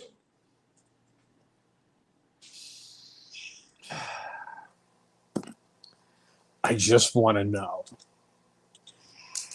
And there's going to be two of them because we're now on to AEW. So now there's going to be back-to-back tisms because I'm going to go off on this and then I'm going to go off on something else with AEW because I saw something on there that actually almost unseated me or possibly has unseated me for Brainless this week. They're both for Bad and Brainless, so we'll figure it out then. So when did Okada sign again? Like a week ago, like yesterday, not too long ago. He signed his contract with AEW. So he has not had a match against Marco Stunt. I know that. He had like some random 6-man tag match with his little buddies, Nicholas and Matthew, the biggest embarrassment in the history of wrestling. I don't remember what the hell happened. All I know is that they had the match. And somehow, some way, he attacks Eddie Kingston to get the heel on him. Great. So he gets to fight Eddie Kingston for whatever championship it was, the Continental, International, All Elite, All American, All Atlantic, whatever the fuck it was. Too many titles in AEW to keep track. And Eddie Kingston has 33 and a third of them, or did. So he gets a title match rather quickly. I don't remember seeing him run through a bunch of local competitors. I did not see him, and I even mentioned it on social media. I said it on Facebook. I said, I'm glad that he did this. I don't remember him fighting 3 local competitors and Marco Stunt to earn the title shot. But, I mean, what is this? Okada's now the Continental Champion. So somebody on Twitter yesterday, and this really just set me off too. So somebody on Twitter yesterday, or the day before, whatever it was, and it says, Okada is now the International Champion. I said, does this mean that Okada is now an AEW equivalent of what the WWE European Championship was? Because I can't keep track. There's all these different championships there. I have no idea what is going on. All I know is that Eddie Kingston at one point had a New Japan title and a Ring of Honor title, and then they created some AEW championship for him to give it to that poor guy. Doesn't need to carry 30 pounds of gold like that. How is he going to carry his Newports? Right. So they give it to Okada. So Okada wins a championship. What is this championship?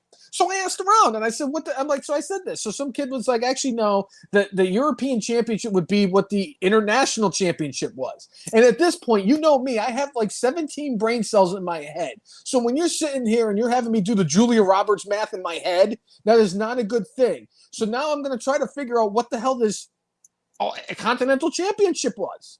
So I said, is this like the 24/7 title? So this person said, no, it's not the 24/7 title, but I will say this. If the 24/7 championship was in AEW, it would have gotten booked better than it was in WWE.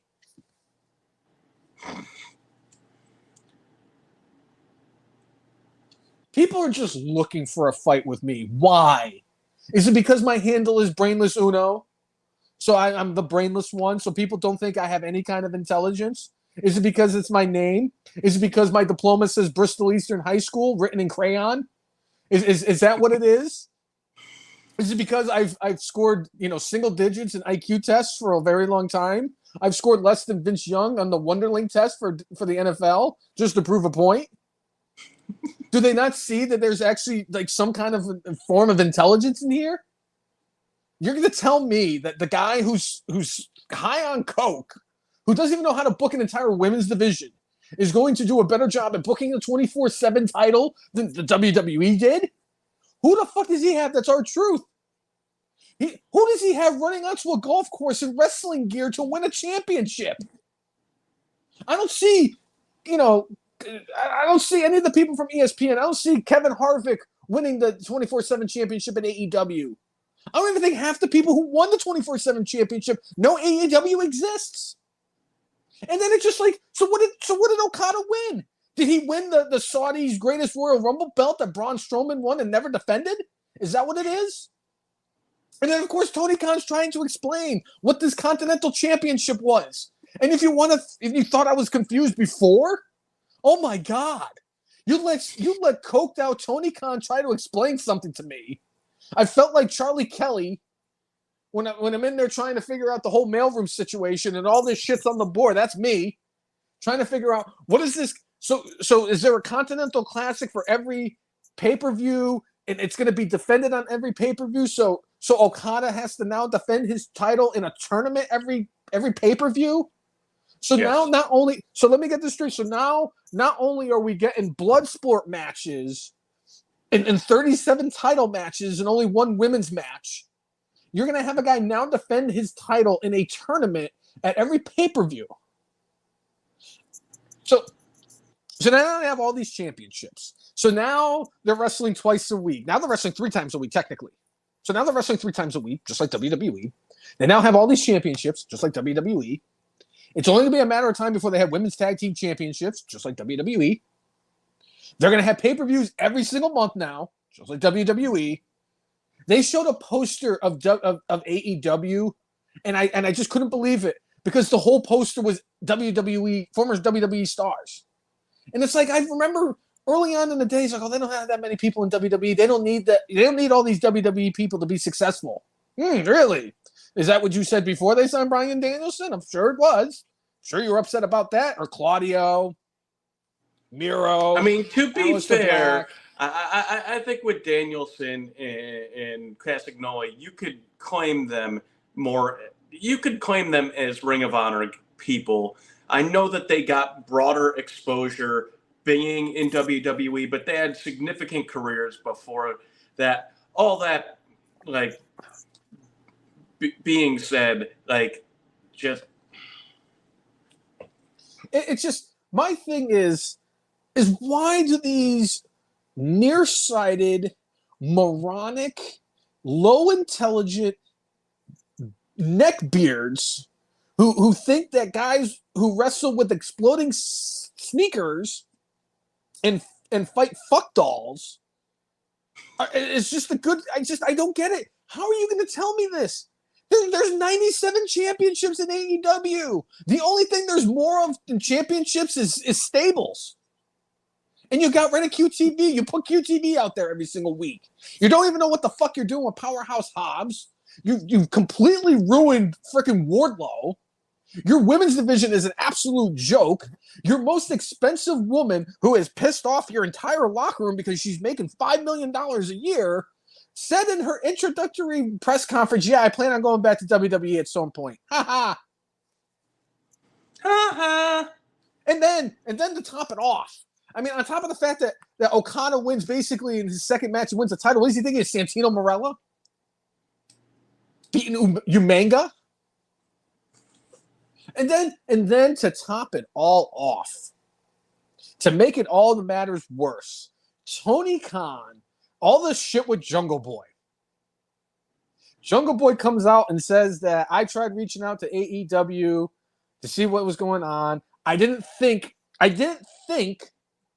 to issue an apology for what I did, and then I didn't hear back from Tony Khan. Really? You didn't apologize for acting like an asshole at the biggest show in England that they have been touting as the greatest thing. You went out there and went into business for yourself, and you made an ass out of yourself. You should have been fired. If CM Punk was going to get fired, CM Punk got fired, you should have been fired too. You can't change my mind on this. And then you go and you openly say, well, I didn't reach out to apologize for that. And then you wonder why Tony Khan doesn't bring you back? And then they finally get a hold of him. You guys have a conversation. You have a heart-to-heart. Yeah, we're going to start bringing you back. We got an idea for you for December. Well, CM Punk came out in Survivor Series in WWE, and Tony Khan had egg in his face. So now there's all that. Now Jungle Boy asked out of his contract. Tony Khan wouldn't let him out of his contract. Tony Khan refused to fire him. And he's disappointed in Jungle Jack because of the way he's portraying himself in New Japan? Because he's a scapegoat and he burned his AEW contract? I think that's part of a storyline. I think it's part of a work. I think it's they're going to bring him back at some point. Oh, they're going to have to bring him back at some point. They're bringing Sammy Guevara back. Sammy Guevara's suspension was less than Okada's run in AEW so far.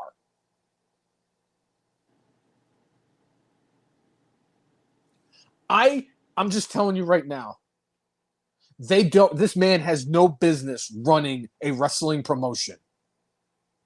I'm sorry.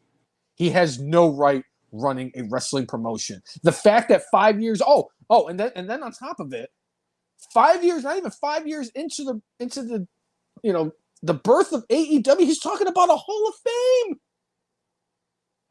You're talking about an AEW Hall of Fame 5 years in?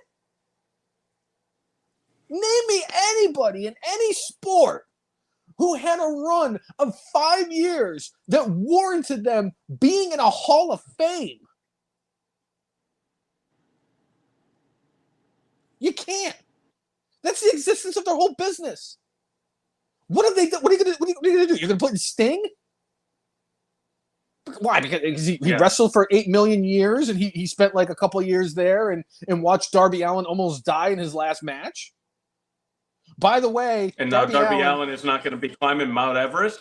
And Darby Allin, I am not a religious man, okay? But let me tell you something right now. If I broke my foot a week before I was going to Mount Everest, I'm taking that as a sign that somebody up there is telling me not to go. And if I broke my foot a week before, Cousin Jay, you tell him, would I be going to Mount Everest? No. Would I be canceling that whole trip completely and never bring it up again? Yes. Thank you. That's all I would take, because that's a sign. So if this dumb motherfucker climbs Mount Everest once his foot heals, then I have lost respect for him. I've already lost respect for Tony Khan. Because it's bad enough that he's sitting here and the freaking inmates are running the asylum. All your women are pissed off. All your women in the division you don't know how to book are pissed off because you brought in Sasha Banks and paid her an astronomical amount of money that she doesn't deserve in any way, shape, or form because she thinks she's a draw like The Rock and Steve Austin when she's not even close to being Kazarni.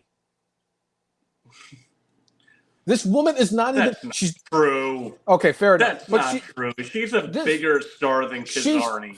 Fine. Fine, I'll give her that. If Kazarni debuted in AEW, he would not get 8 million views. He would get as many views as Duke Drosy. 5,000 in 12 years. 5,000 in 12 years. But she's not Becky. She's not Charlotte. She's not... I think Bayley's a bigger star than she is. She's not Bianca. Bianca has surpassed her. Rhea Ripley has surpassed her. Britt Baker is a bigger star than she is. I'll even go on a limb and say Toni Storm. Toni Storm, with whatever the fuck she has done to Luther, is a bigger star than Mercedes Moné. I am not even. This is what we've come to. I give zero fucks about what Mercedes Moné does. I am intrigued by everything they do with Jade Cargill. Rhea Ripley is such a big deal that when Cody Rhodes came out for his match at a house show, some gross MFer asked Cody to give them Rhea's chewed up bubble gum. And Cody obliged. I don't think anybody's asking for Mercedes gum.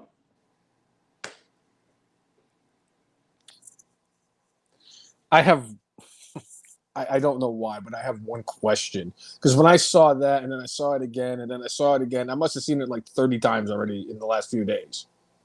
I just want to know, the person who asked for the gum, are they planning on selling it on eBay and finding some other Deegan that's actually worse than the guy who asked for the gum from Cody Rhodes that was Rhea Ripley's? Or, I might puke when I ask this one, or do you think that he took the gum and put it in his mouth and chewed it? And it's the disgusting part isn't because of the fact that it was in Rhea Ripley's mouth. It was because of the fact that it was on the floor in a wrestling arena with a whole bunch of people that I can guarantee not more than half of them bathed. And the sweat from the wrestlers and the grime and all that shit. No, I wouldn't. No. What the dude's probably doing is cutting it in half, selling it as if it's a whole thing to get money, and he's going to keep the other half so he could sit there thinking about Rhea in his parents' basement, like she chewed this, and the people are that's like, what's going to happen. They're like, the people are disgusted by this. I'm like, really? I'm like, what was it? Tessa Blanchard was taking dumps and recording them and sending them to dudes to watch. And you're a little upset because a fan asked for a chewed up piece of bubble gum? It's better than what Vince was doing. The dastardly Voldemort was doing. Literally a piece of crap. Yes, he is. And don't worry, if I don't even know when it's going to happen, but when Vince faces his untimely expiration, the memes it's not untimely. He's old enough. His mother lived to be 137 years old, Cousin Jay. 137 years old. Yeah. In fact, there was one time that Frank Sinatra came over to my house and sat right here in this futon with me, and I was like, you know what, Frank? You were friends with Vince McMahon's mom. How old was she? McMahon, between you and I, She's 137 years old. 137 years old. 137 years old. You never met no Vince McMahon. Fuck you. Fuck you. Fuck you. Who, Nick? Yeah. No, I don't love that movie at all. No. Yeah, not at all. Love that movie. You know, you did mention Dr. Britt Baker. You mentioned some tension in the women's division. You know, there was a fake Britt Baker account that was not very fond of Mercedes Moné. And basically, Britt Baker came out and said, hey, look, that wasn't me. I don't have any problems with her. And let's move on. This is false. Now, as much as I do have a belief that when she's saying that it was like a fake account and it's false, I do believe that. But I don't believe for a moment that there isn't some tension because Britt Baker, after being the top of that women's division for a year plus, more or less was like sent into purgatory for the last year and a half now, and has not gotten a live on-air promo on AEW television. I could understand where she'd be like, hey, I did some big things, did some good things to put the women's division at least on the map. And then I got sent away.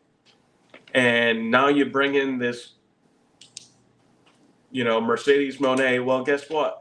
Dr. Britt Baker is not in line to really do anything at this point. She's been sitting mostly on the sidelines. You know, could you have her do like some sort of run-in and beat the crap out of Mercedes and that be the start of the thing? I guess, but you know who's going to win that immediately. I mean, you know who's going to win anything against Mercedes anytime soon because Tony doesn't want her to have a tantrum and then, you know, instead of her, you know, firing herself or quitting, you know, Tony will just give in and just give her whatever championship she wants. Jungle Boy cost Tony Khan his biggest draw because he couldn't keep his mouth shut and then didn't fire the little shit. And of course, Mercedes Moné is going to get away with murder in that place. She's going to have all the women's belts. She's going to be the first woman in AEW history to be the AEW Women's Champion and the TBS Champion at the same time. And then 20 years from now, when they take the titles off her, she's going to be all pissed off and wondering why. And she's going to quit. Oh, no, they'll take it off way before that. She'll throw a temper tantrum, quit, and Triple H will offer her a new 5-year contract. Because that's what happens. You know, you go to AEW, you piss them off, you get hired by WWE. That's what I got to do, Cousin Jay. That's what I need to do. I need to go get hired by AEW. I just got to go and get piss off Tony Khan to the point where he actually fires me. It shouldn't take me that long. I mean, QT Marshall did not get signed by WWE, to be fair. Yes, but I am also a bigger draw than QT Marshall because at the end of the day, as much of a draw that QT Marshall was not, I still have turned an entire locker room and a entire fan base against me in one night. That's true. Granted, it was like 32 people, but still. Uncle Phil cut a promo on me, and I'll never forget it. That's right.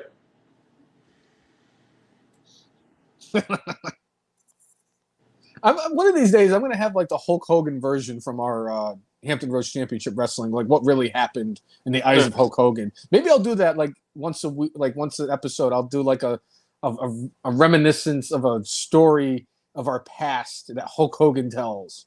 Let me tell you, brother, it did not look like a pretzel. That's true. I told Jesse, it's okay, brother. Get them whole sandwiches. All right, Brainless One. What else do you have on your notes? I got a couple of quick things. Sure. I don't know if it was mentioned or not, but we are going to be getting Jimmy versus Jey Uso officially now for WrestleMania. Yep. Jey Uso did announce it on Raw when he challenged his brother that this is his dream match and he's going to super kick the yeet out of him. I swear, I'm excited for that match. I really, truly, in the bottom of my heart, I hope that's the curtain jerker for night one. I hope they start off the WrestleMania weekend with what could potentially be the best match of the weekend. I think that's the best way to do it. My guess is they'll probably start them off night two. I mean, either way, the way the next card's unfolding, you're going to get a couple really good matches. I'm hoping you get Gunther and Sami Zayn. Obviously, you're getting The Rock, so it's like, okay, you know, it doesn't really get any better than The Rock and Roman versus Cody and Seth. So I applaud you for that. And the possibility of seeing Hogan and, or not, yeah, I mean, how Hogan could be there. CM Punk and The Undertaker and John Cena and all that stuff. But I'm so happy. Jimmy and Jey Uso. Now we got to find a way to get Rikishi there. I mean, somebody had the sign behind them. Call Rikishi. Yeah. I like that. Yeah. Beyond that, you mentioned Gunther. Gunther surpassed another milestone this week as Intercontinental Champion. He has now officially defended the title 100 times. Wow. Almost double the amount that Roman Reigns has defended his championships. I got to ask you, was there ever a signing that WWE made that made Triple H happier than Gunther? That he basically held on to his future heel for the next decade after the dastardly Voldemort tried to fuck that up and fire him after the 4th of July? His best wrestler. Again, that's why Voldemort had to go. When he couldn't see that Gunther was the future of professional wrestling, that's when he had to go. And tell me, other than, and even add Roman to this, who's been better booked than Gunther? He has looked like $1 million. Has he been pinned?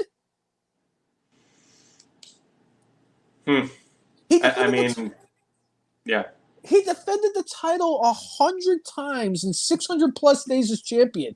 He is the longest reigning champion, and it's not even close. I'm pretty sure he's close to Pedro Morales for total reign as champion. And he held the title once. Chris Brown in the chat talking about how Roman Reigns is saying he's talking about quality instead of quantity when it comes to his matches. I'm sorry, Gunther has him beat in that too. Gunther has him beat in that. The only reason Roman Reigns has won more marquee awards than Gunther has is because Roman Reigns every year wins the wettest hair category. Gunther has won the marquee award for match of the year from me more than once. It's been at least 3 or 4 times. And if you're talking quality storyline, yes, Roman Reigns has had the more high quality storylines, but his matches, no. Oh, he no, does not. No way. He does not. He has had very good matches. Very good matches. I will not put anything against just about any of his title defense matches.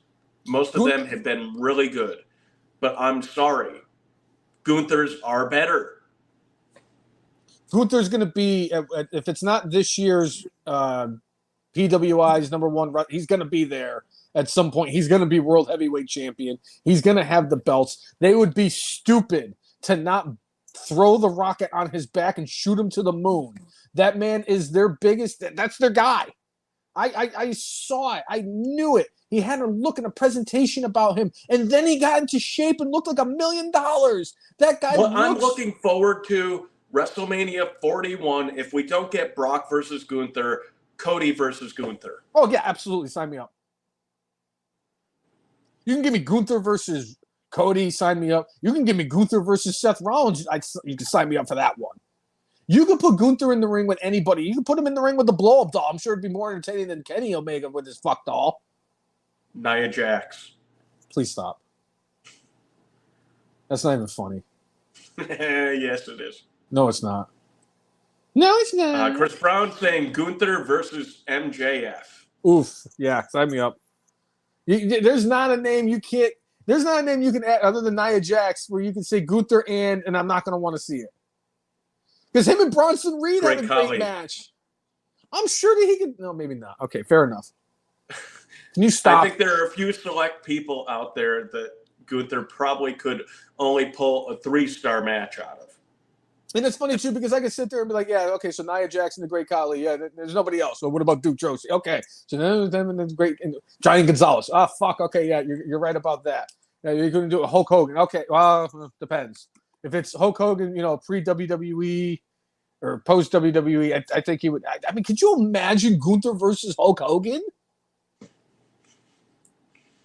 They pulled it off with Sergeant Slaughter and Hogan.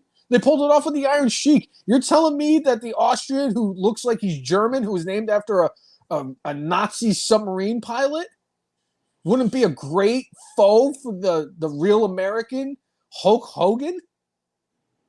Gunther's one of those people that no matter what era he was in, he would have been a star. Gunther and Bruno Sammartino would have sold out Madison Square Garden. Gunther would have worked with Bob Backlund. Gunther would have worked with Ric Flair, Hulk Hogan, Sting, Bobby John Fish. Cena, Bobby Fish, Bobby Eaton, Vader. Abraham Lincoln. Gunther is the perfect professional wrestler, and you can't tell me otherwise. Just because we were talking about him earlier, is he the modern day Terry Gordy?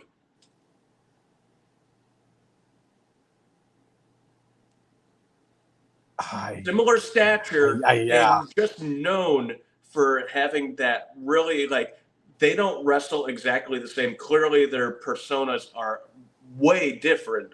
But if you're talking about the hard-hitting style and just, like, know what the hell they're doing in the ring. And honestly, that would, if they compared him to Terry Gordy, that would be an absolute compliment to Gunther, because I think that's a great analogy, is him and Terry Gordy. That is just, whew, that would have been a fun match. I mean, hell, Gunther versus fucking Bruiser Brody would have been fun. Yeah. Him and Terry, I could sit here and go all day and all night. But yeah, so, they have something special in him, and I know that Triple H knows it, because there's no way that Triple H would have booked him the way he has the last couple years if he didn't at least envision this guy winning all the belts in WWE. Sure. So, another thing, since we're on the WWE, Maryse this week had successful surgery, and she no longer has tumors in her. She said the disease is so rare.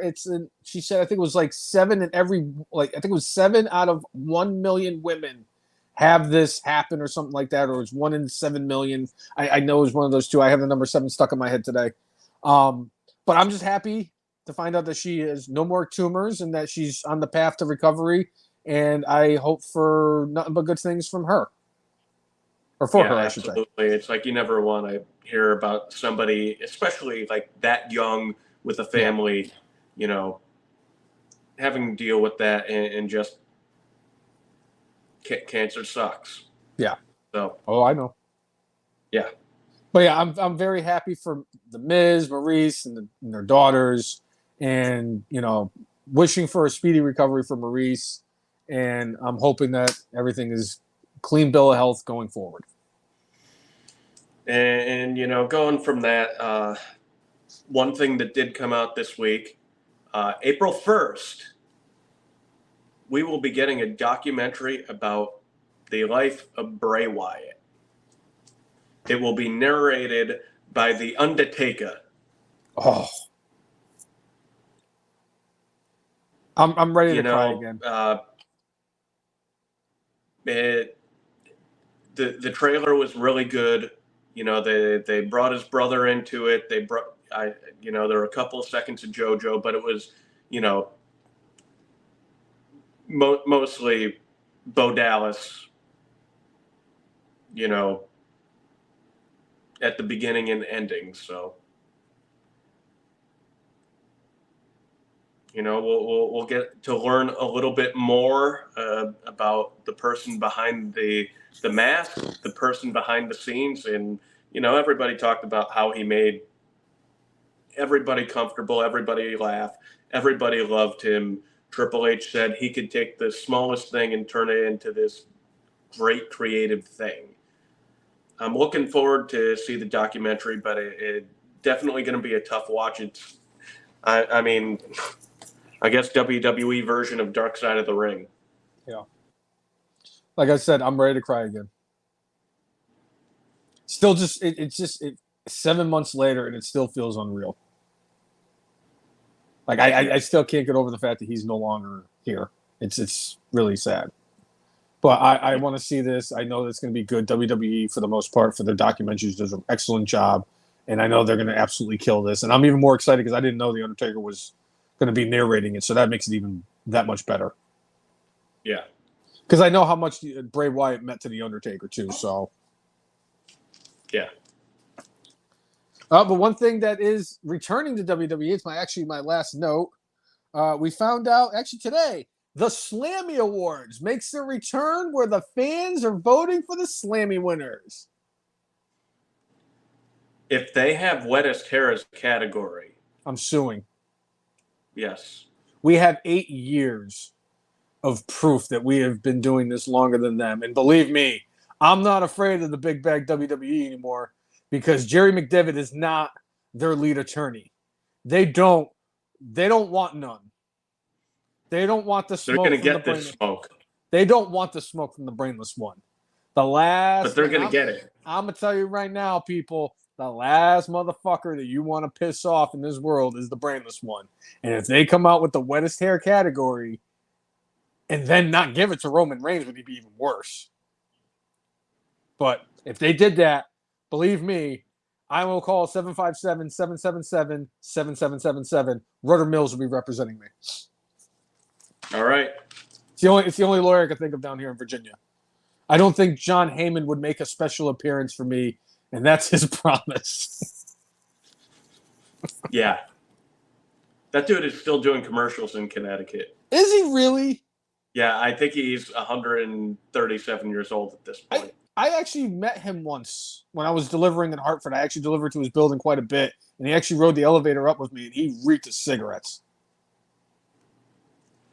I have other stories about John Heyman, but I'm not going to get into detail on them. And that's his promise. And that is my promise. Just remember, people, if you lived for a significant amount of time in the state of Connecticut, that is every bit of it is one of the smallest states, and you realize how small it is. Yep. That's all I'm going to say. Yeah. Yeah? Yeah. And I'm just glad that now my question is, and I'm glad to see you home from, the land of the Daniels. Yes. I need to know, did they tax the shit out of you while you were there? I mean, it's Connecticut. I'm just thankful that when I breathed that they didn't have like the thing on when you're pumping your gas. for the fact that I'm breathing air and unleashing CO2 into the atmosphere. Right. I was like going, thank the Lord. They're not taxing that quite yet. Rhode Island is not taxing that quite yet. It's due time. Yeah, it's coming. I did get to go to J. Timothy's and vibe on some dirt wings, and it was glorious. Oh, of course it was, because I've never had a bad chicken wing from that place. Yeah, it is. I know I throw the term out there a lot. That is the one place that has justifiably deserved the title of GOAT of chicken wings. And it's not even close. I love sliders, but it's not even close. I hear you. Yeah? Yeah.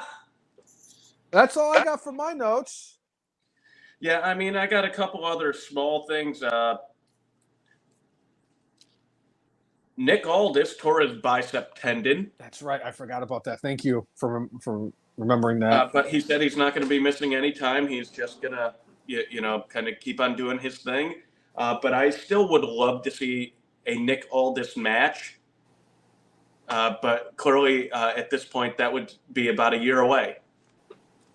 It's a shame because I really do think that we were going to get some kind of Nick Aldis versus Adam Pearce type of Team Pierce versus Team Aldis type of thing at WrestleMania this year, and it sucks. But I'm going to say this: those two have been absolutely killing it as general manager. I've been touting Adam Pierce for a while. I've really enjoyed him in the authority figure role. I think he did an excellent job, and he's one of those guys that, because he is a former wrestler and he looks kind of, he looks imposing. He's a bigger dude, so he looks like he can go in there and wrestle with these guys.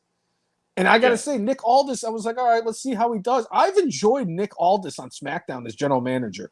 He's absolutely killed it, and I can't wait to see him come back fully healthy. Yeah. And it sounds like MLW has reached out to Mauro Ranallo about possibly doing something on commentary. Mamma mia!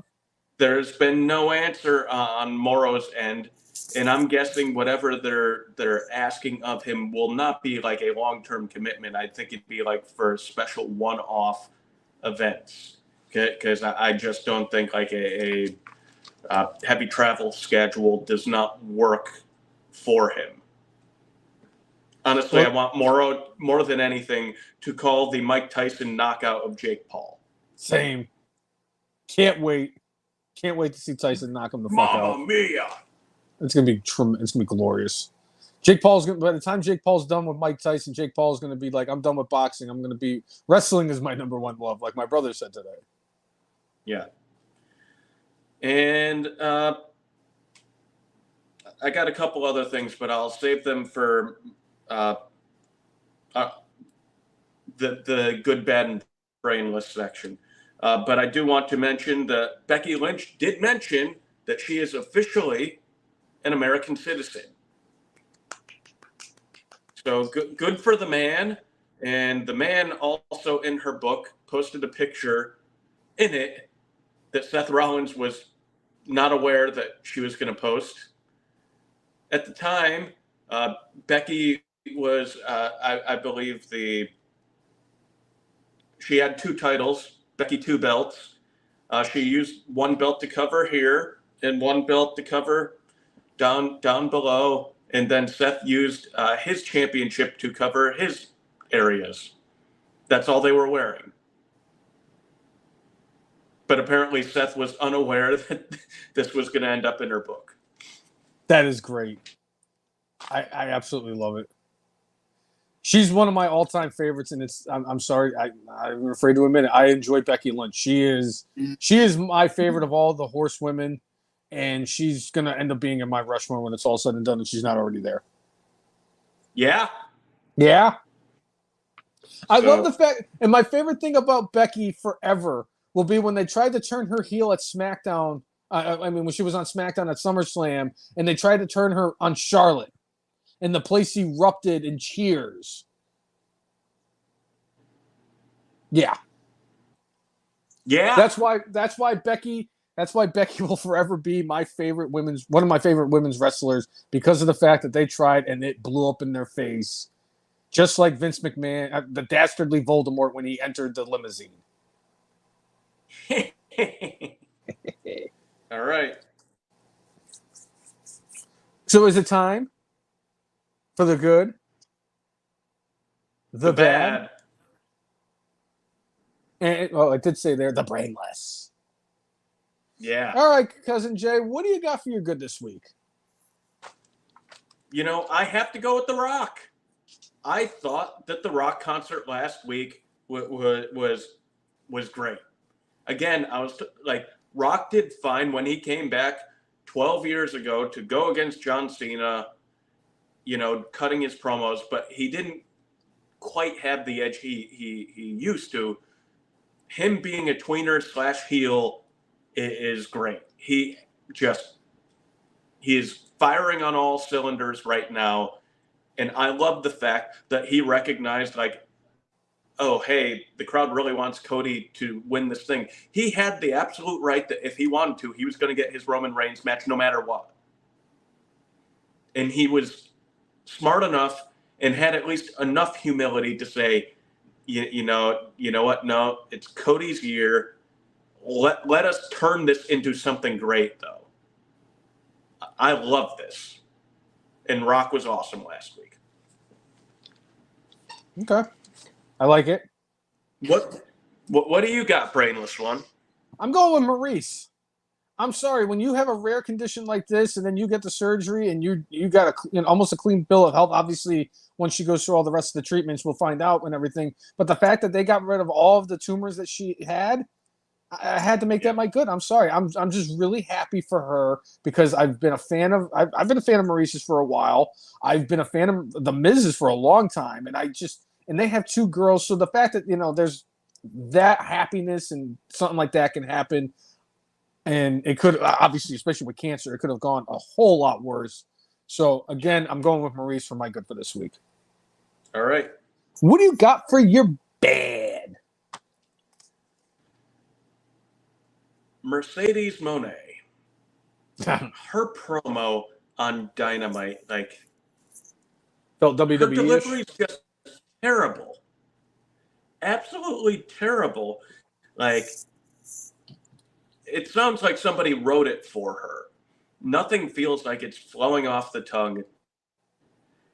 Hey, I know that she hasn't been cutting promos in front of audiences recently, and okay, maybe a little bit of grace, but for somebody that you paid that much money to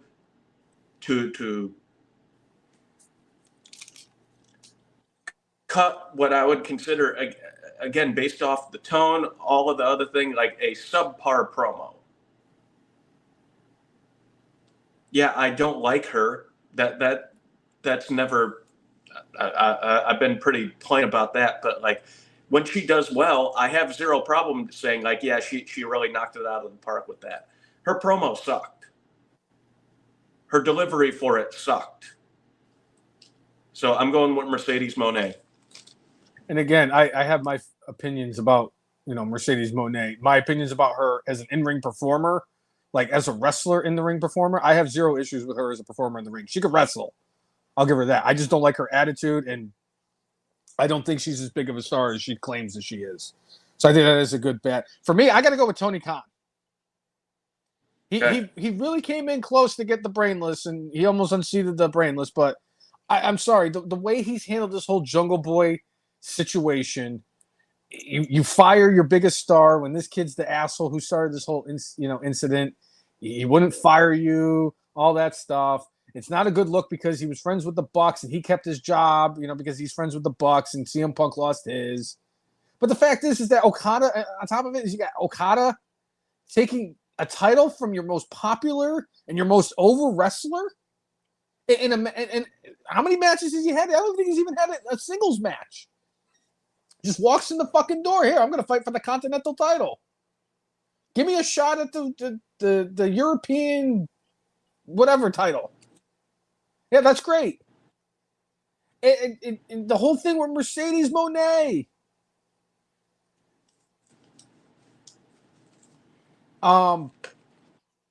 Sorry, my father just messaged me and threw me off. Yeah. But I'm sorry. It's not a good look, Tony Khan. You look like you don't know what the hell you're doing. There's a lot of misguided shit. So you get my bad, but you don't get my Brainless. Okay. What do you got for your Brainless? I have to go with TNA. Okay. TNA, after they went through the successful rebrand, it felt like, the Phoenix coming out of the ashes for the last, year or two. It did. And then you fire Scott D'Amore. And there were a lot of people that didn't like that. And clearly, I think it's Fightful that owns them. Fightful decided that they didn't want to offer as many big contracts where Scott D'Amore wanted to bring more high-priced talent and make it a more attractive place and maybe something that would get a little bit more ratings. But nope. Turned it into, a valuable property again. And now, because of the business practices that it seems like they're doing, there are things out there saying now they're trying to sign more wrestlers to appearance by appearance deals. How are you going to build credibility with any of your performers if you don't know whether they're going to be there from month to month? Yeah. How can you have like a champion that, like, yes, this person is going to carry our company into the future. They draw a crowd. You can't when you have them on a per event deal. Yeah, they still have some performers that sign, I think multi-year contracts in the last couple of years. But what happens in 2 years when those deals are up and you've got a whole bunch of people that show up whenever? It's a bad idea. You've officially, it sounds like Bully Ray is officially done with them. It sounds like the Motor City Machine Guns, oh my God, may they be one of the TBD teams at the ladder match at WrestleMania. Please.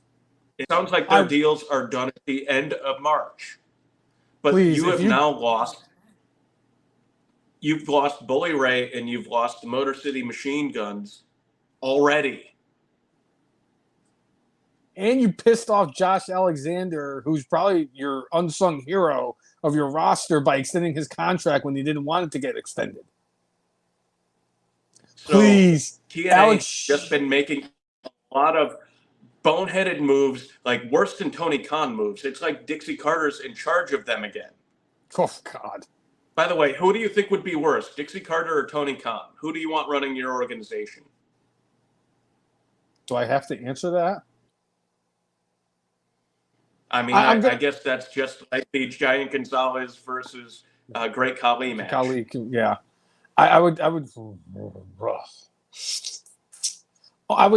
say Dixie Carter, just because of the fact that I've seen what Tony Khan has done with the Jaguars on top of AEW. When they give big money to a guy who's not a number one receiver and is not consistent enough to be paid like a number one receiver, but what do I know? So yeah, TNA is getting my Brainless this week. Please, for the love of God, give me Alex Shelley and Chris Sabin at WrestleMania this year. I don't ask for a lot, especially from TNA. I want to see the Motor City Machine Guns at WrestleMania. I would love to see Shelley and Sabin back in WWE. It would be a lot of fun. Give me that. I don't ask for a lot. Just give me that. But I like that's a good pick, Jay. I'm glad you went that route. Yeah. And because of the fact that we have said since day one of Good, Bad, and Brainless that nobody, and I repeat, nobody is the exception to the rule for Good, Bad, or Brainless. So with that being said, I will once again, this is not the first time, I will be giving myself my Brainless for this week. Okay. We're not going to, on top of the fact that I had a very lackluster performance at the back end of last week's episode 351 of the podcast, where I think I got the number of days, butchered the Axel thing, had no idea what the hell I was saying. Even I couldn't even figure it out. That was one thing. You were taking speech therapy from President Biden. Oh, that's exactly what, you know what it was? I think I was still kind of, off guard from the State of the Union address. On top of that, earlier this week, I ordered a gift for my new nephew. And I ordered it from the Norfolk Tide store so I can have it sent up there for baseball season for him for his April picture. What do you think dumb fuck Brainless one did on that one to screw it up? Did you have it sent to your own house and not up to his? No. I did not add my email address to get any kind of updates or anything of where this package is. Because I don't know what the hell I was thinking, but I did not put my email address, didn't even think to put my email address in, and all I got was a text message saying, thank you for your order. There's no order number on it, and I need my order number in my email address to get an update on the Tides page. So I definitely Brainless myself there. And on top of it, I picked the wrong team in my Sweet 16 because I got the first letter of the team's name wrong. So somehow, some way, Moorhead State ended up in my Sweet 16 when I did not in any way, shape, or form want to pick them over Illinois. Sad. Yeah. So all of that, on top of the fact that I last week when I ruined the dog's dog food by leaving it out overnight and it was a perishable food, I'd get my Brainless for this week. Okay. Sounds like you were working overtime. Oh, I definitely lived the gimmick this entire week. It was definitely my lifestyle. Anyway, if you like what you've seen, whether you are a first-time watcher or a continuous fan, make sure you like us on Facebook, follow us on Twitter, X, follow us on Instagram, and subscribe to us on YouTube at D, the letter T, the letter H, the letter E, the letter F, the letter N, M-A-R-K-S, the F and marks. If you like, follow, and subscribe to us, we will do this thing back. That has always been our mantra, and make sure you set up notifications so that when we are live, you will be notified that we are live, whether it's on the X, whether it's on the Facebooks, or whether it's on the YouTubes. And make sure you subscribe to us on Spotify. That way you can take the show on the road with you and never miss a moment. Yeah. Yeah. Yeah. Yeah. Yeah. Yeah. I take the effing marks on the road with me quite a bit. Because there's one guy in the show that I can actually listen to because he's got a really great voice for this and very knowledgeable. And then the other guy is just an annoying, brainless prick. Yeah. Yeah. But I think that's it. Yeah, absolutely. I know it's basketball, but we got baseball coming up, so I think we covered all of our bases. We got all of our, our notes and news, the top 10. I think we get the Brainless and all that stuff. Wait. There does happen to be one more thing to do. Wait. You're right, Brainless One. There is one more thing to do. Take it away, Curtis Axel. Well, Brainless One, did you know today, on March 22nd of 2024, at an astonishing 3,344 days, F. Mark's Hall of Famer is still alive in the 2015 Royal Rumble.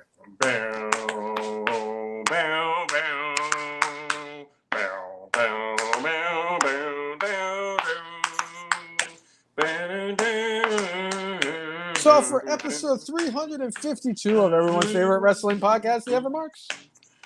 I'm Jay. He is. I am Brainless, the Brainless One. Make sure you mark out with your guac out. See you, everyone. Enjoy SmackDown. We will see you next week, and we will be 8 days away from Wrestlemania. Yeah? Yeah? Yeah? Yeah? Yeah?